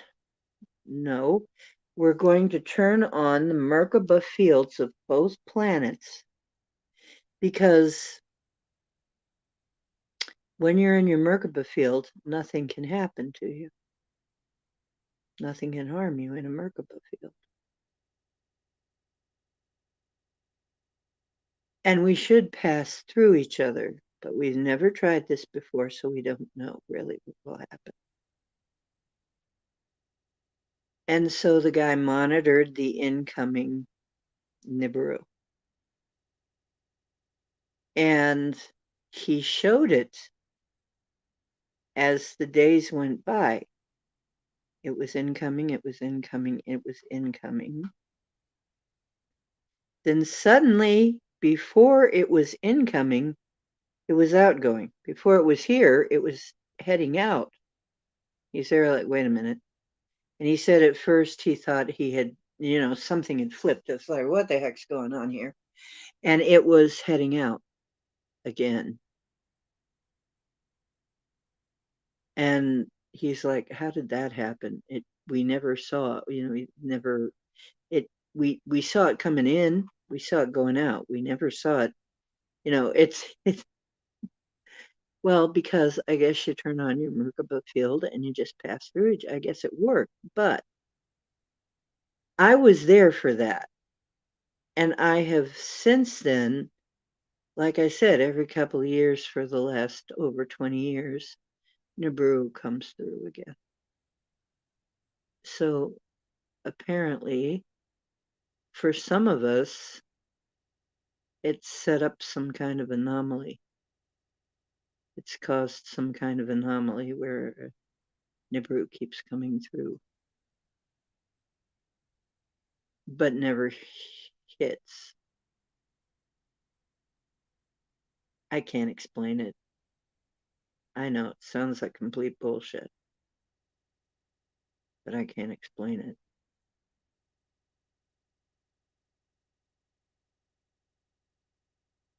Hi, Mary Wins. Do you think we all died already? You mean like in 2012 or something? Or maybe when Nibiru came through the first time? Hey, here's a question. Did we all die when in 2012? It's shivering and it doesn't want to answer me. And it's going in a circle. Okay, never mind.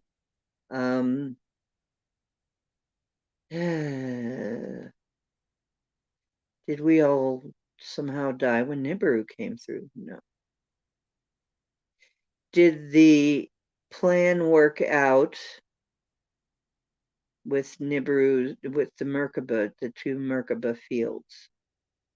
Did work out, yes. So we're not going to collide, and they'll, okay. So if they ever come that close again, they'll just do it again. They'll just do the double Merkaba field maneuver again. Okay, well, we never have to worry about it again then. We now know how to survive that. Which means we never have to worry about a comet if we can turn on the Merkaba field of Earth. We will never have to worry about collision with anything.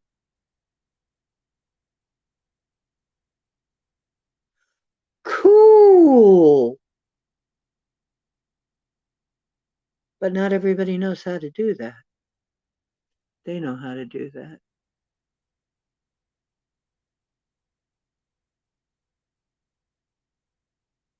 Oh, I love you too, Linda.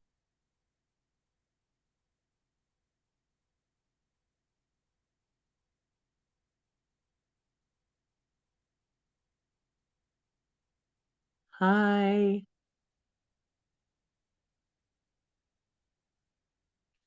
Okay, have a wonderful sleep, Linda. Bon voyage. You're going to be fine. And angels go with you.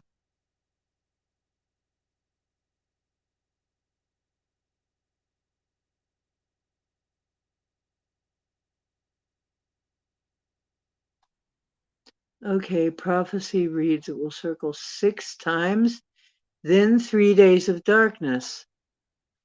And I told you, it came through 6 times. Okay, that's really freaking weird. This is getting weirder and weirder and weirder and weirder. I already thought it was as weird as it was going to get. So maybe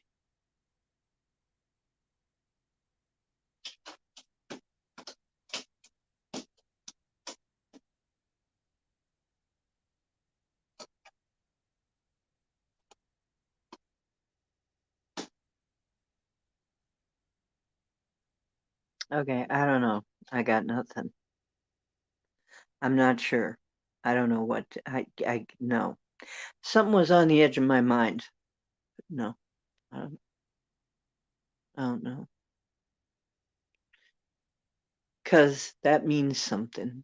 That could mean something. That, wow.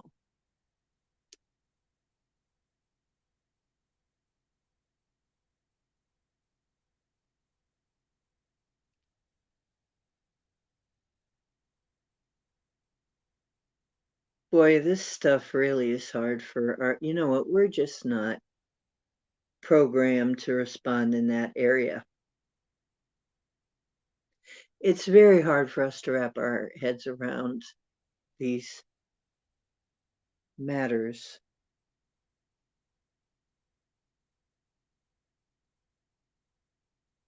But if I've seen it at least 6 times, maybe that was the 6 times it was supposed to circle. But instead, something else happened because you guys never saw it, just me. But I was there the first time.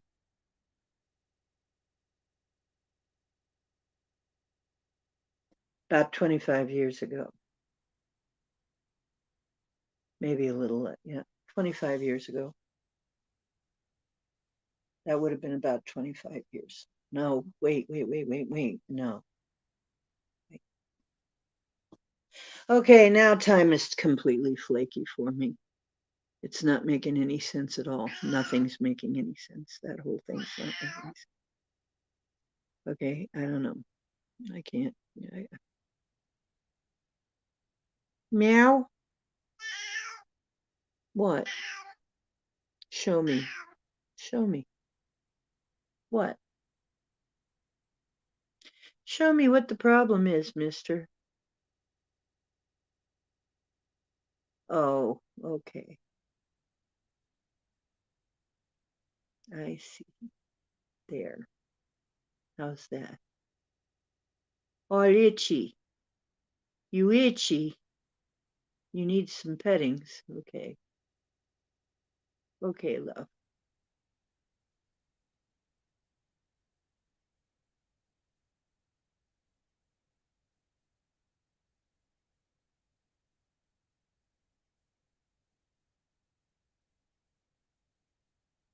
Okay, I'm totally, guys, I don't know what to tell you. I may be living in a slightly different version of the simulation than you.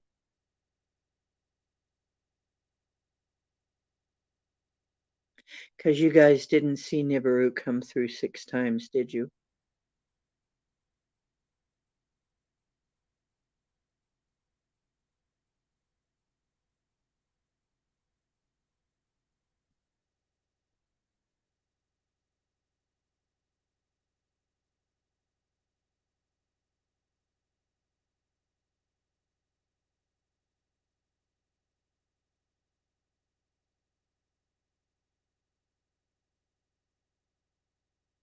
Because we've had these horn noises from the sky in various places on Earth.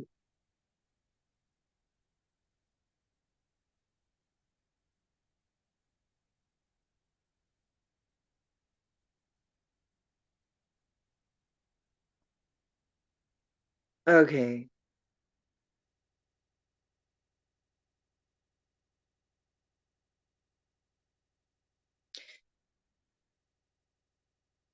Are the events happening but years apart? Or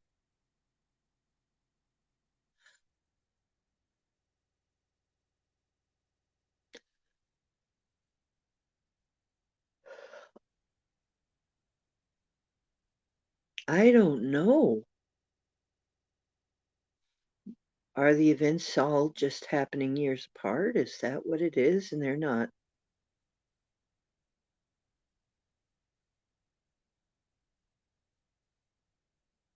Of course, a prophecy is just a prophecy.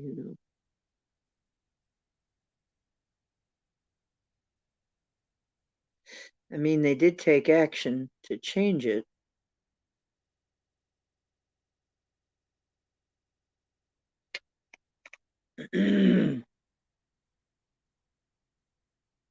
Has the horn of Gabriel spoken of? Has it sounded? Yes. Okay. Is what we are calling the horn of Gabriel, is that a natural occurrence? No. Is that a supernatural occurrence then? So the horn has sounded. Okay. Remember, this is just a pendulum, guys. I don't want to be held liable for anything. Holy poop.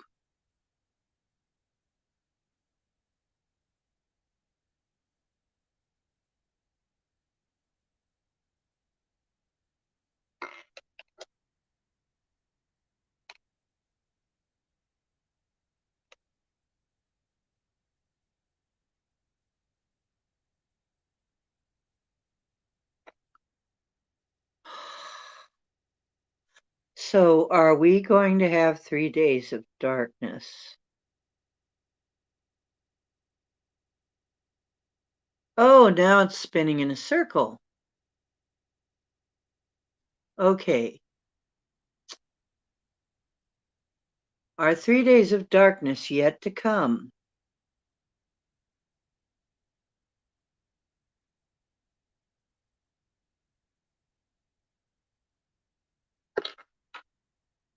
Okay.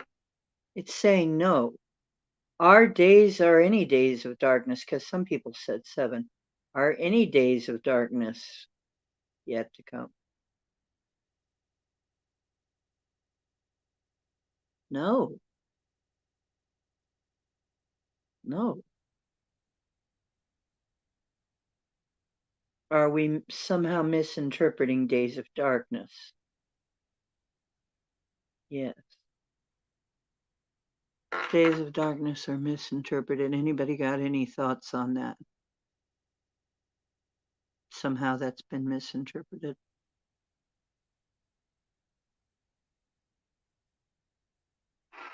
Okay. Are we looking at some kind of cataclysm coming?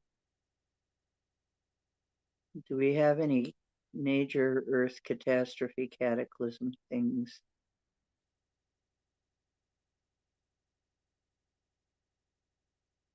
Nope,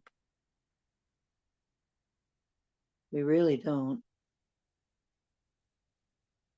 Are we, so we're going to make it. We're not going to have any mass destruction cataclysms. No. Sorry, not going to have any mass destruction cataclysms. I guess that's been canceled too. That's okay. We've canceled tsunamis before.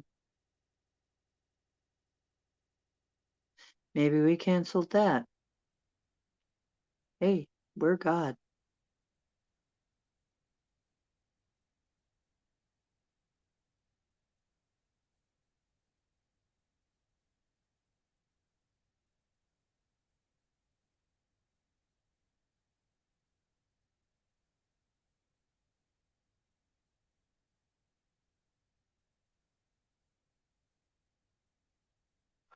No, don't cry about it. Apparently, we've been granted some kind of reprieve.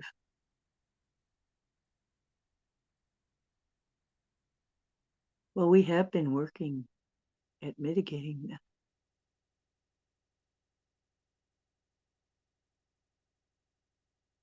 Okay, the 3 days of darkness did happen long ago. The days of darkness. See, that's what I think. The days of darkness.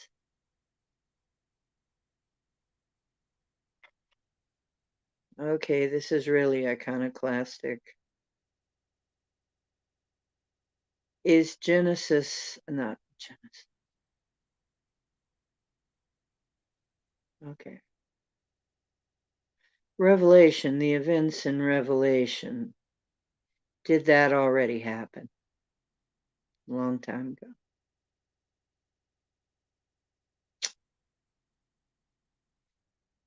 Okay, I've had a theory about that. The Revelation events already happened a long time ago. Yeah. It's actual history, not prophecy. I've had my suspicions about that.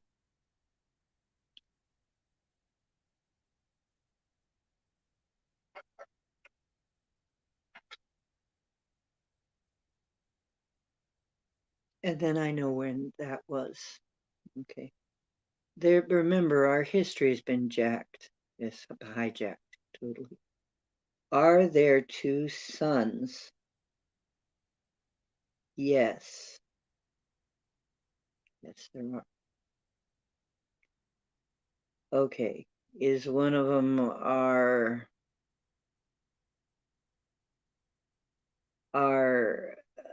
twin, our solar twin? Yes. Okay. Are they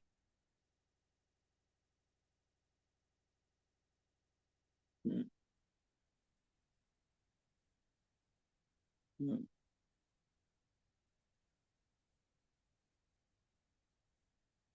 So that's our solar twin, Sol's twin star.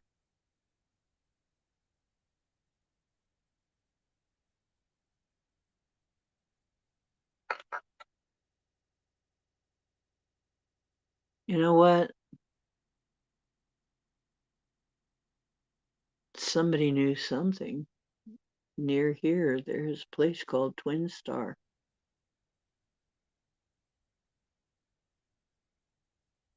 I always wondered.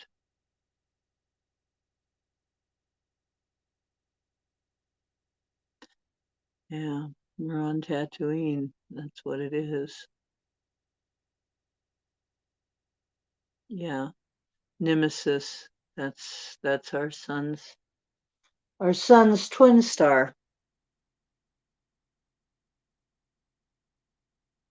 Well, that's going to make some changes, but apparently not cataclysmic this time. Apparently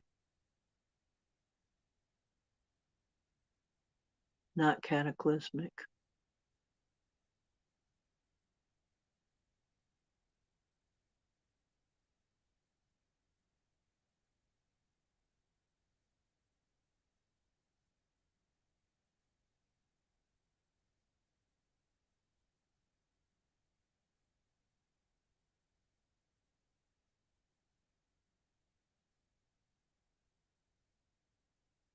The Nazis loved Black Sun.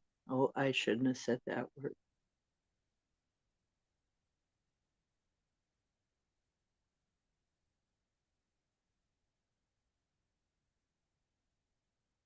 That was one of the things they talked about too all the time.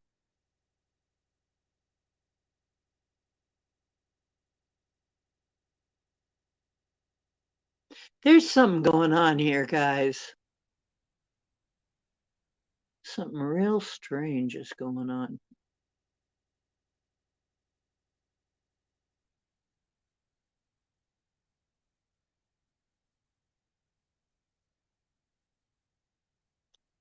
Wow. Well, we're getting deep.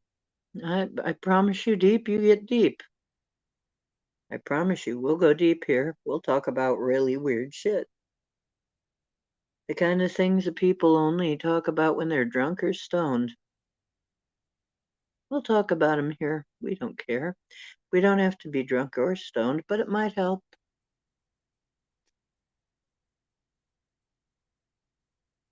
That is a joke. Yeah, I used to tell people, I don't need to be stoned. I'm already that way. I'm already, you know,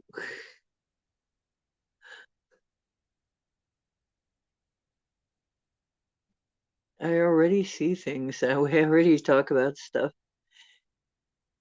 you know, with the same frame of reference. It's sort of, it was funny comparing when I was sort of at my zenith, like right after I died, and somebody said, "Yeah, you get all this DMT dumped into your system." Yeah, well, I guess that would change you, right? But really, back then, when I was having all of that weird stuff happen, hmm,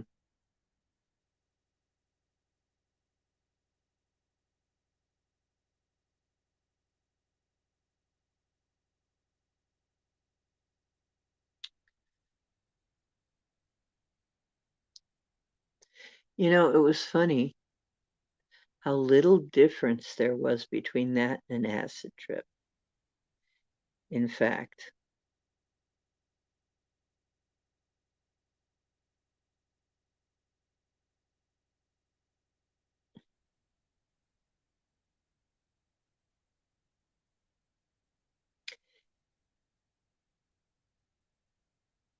interesting.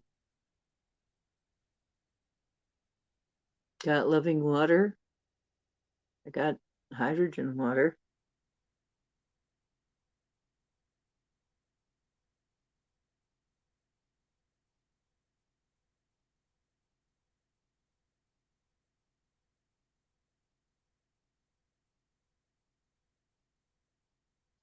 Okay, Revelation 12 already happened. Okay.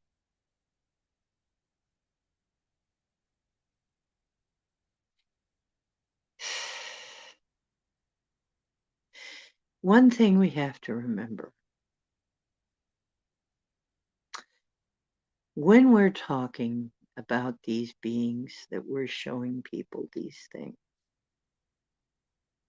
in some cases, and I'm not saying this one, but in some cases, it's quite obvious that this was an advanced culture showing a primitive culture something, especially when the person would describe a sheet coming down from the sky and then seeing all this stuff projected on it, basically. That really sounds more like an advanced culture trying to show a primitive culture something.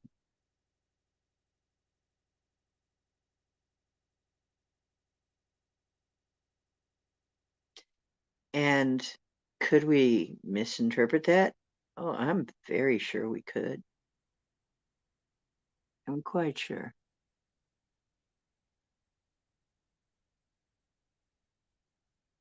Could we misinterpret the timeline?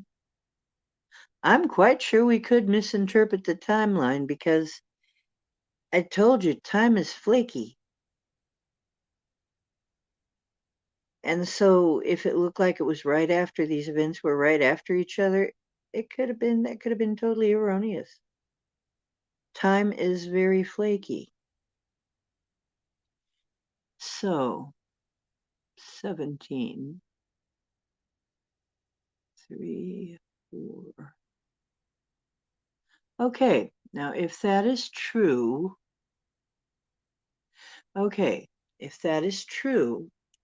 and Revelation 12 happened in 9/23, 2017.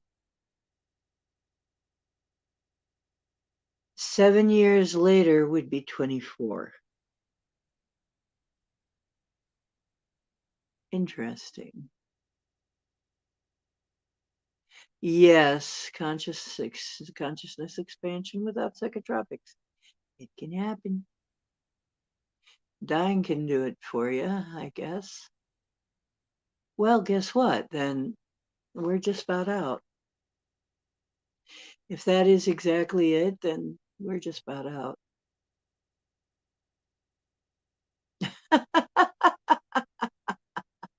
Now remember, some people did probably go through everything, just not us.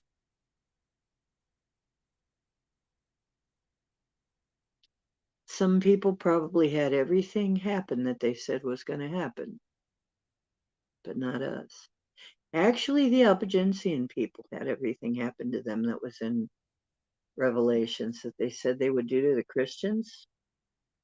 The Vatican already did that to the Albigensians. All the tortures and all this stuff. The Vatican did that for nearly 600 years to the Albigensian and any heretics, anybody they deemed a heretic. So that's already been done.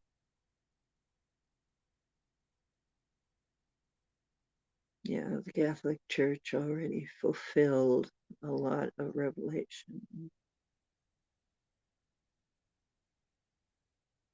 And I'm telling you, and this is not to hurt anybody, but the false gospel has been preached to everywhere in the earth, and they're the ones who mostly were pushing it.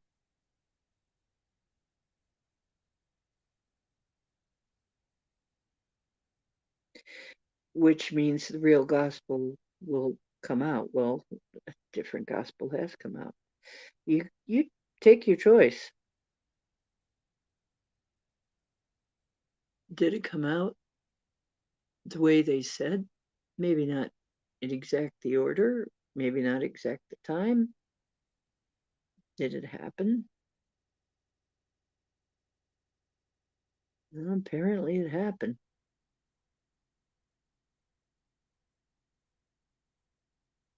Just not when they said. Just not when people thought it was going to. And actually, I think we've even been, wasn't there even a part about that? It's like nobody knows when. Yeah, nobody knows when the coming is. That's right. Well, and there's speculation that that is a personal thing. And that's why nobody knows.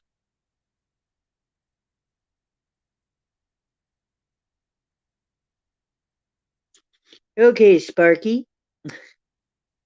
Well, if you like weird stuff, you're on the right channel. We do weird here. We will entertain very, very, very weird thoughts. Okay, we will entertain them. You know, maybe we're right, maybe we're wrong. We will discuss them and entertain them. When they sound crazy as hell. You've just seen it right there, an example. Sounds crazy as hell. We discussed it anyway. Okay. Hope you enjoyed that. But there's a difference when you actually are questioning. You know, that kind of tends to mean you're not under delusion because you are questioning. Usually people who are under delusions don't question it. They just, you know. So we may not be crazy. There's actually a good chance that we're not actually crazy because we are questioning.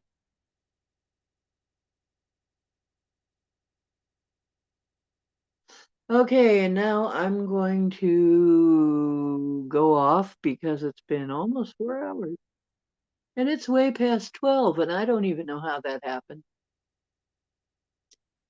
But I love you guys. It's 2:08 here, and I've been on nearly 4 hours. And hope to see you again on Sunday if I don't see you before. 4 more hours. Yeah. No, we'll see. Maybe Sunday. Okay. Well, hey, it's a good day to make all these questions, right? Because it's a good day for it. Okay. Solstice. Okay. You too. Everybody, when you do sleep, have a good sleep. Remember that you're divine. If you liked this, please remember to subscribe and click the like and share it to your friends and anybody you think would like it. And remember, the truth is where you find it. I hope you're always finding some of it here.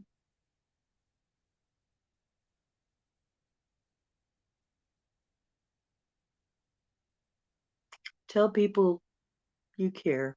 You love them. You care.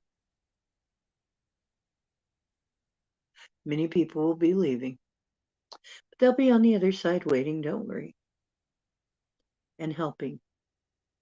Really, there are many people on the other side that are there helping. We're not alone, ever. Remember, you're never alone. Literally, you're never alone. You really are. We really aren't. Because once you get into the ability where you're mind speaking, you can mind speak everybody, all of the separation goes away, and you're never alone again. Ever. Just warning you. Okay. See you Sunday. Bye-bye. And take care.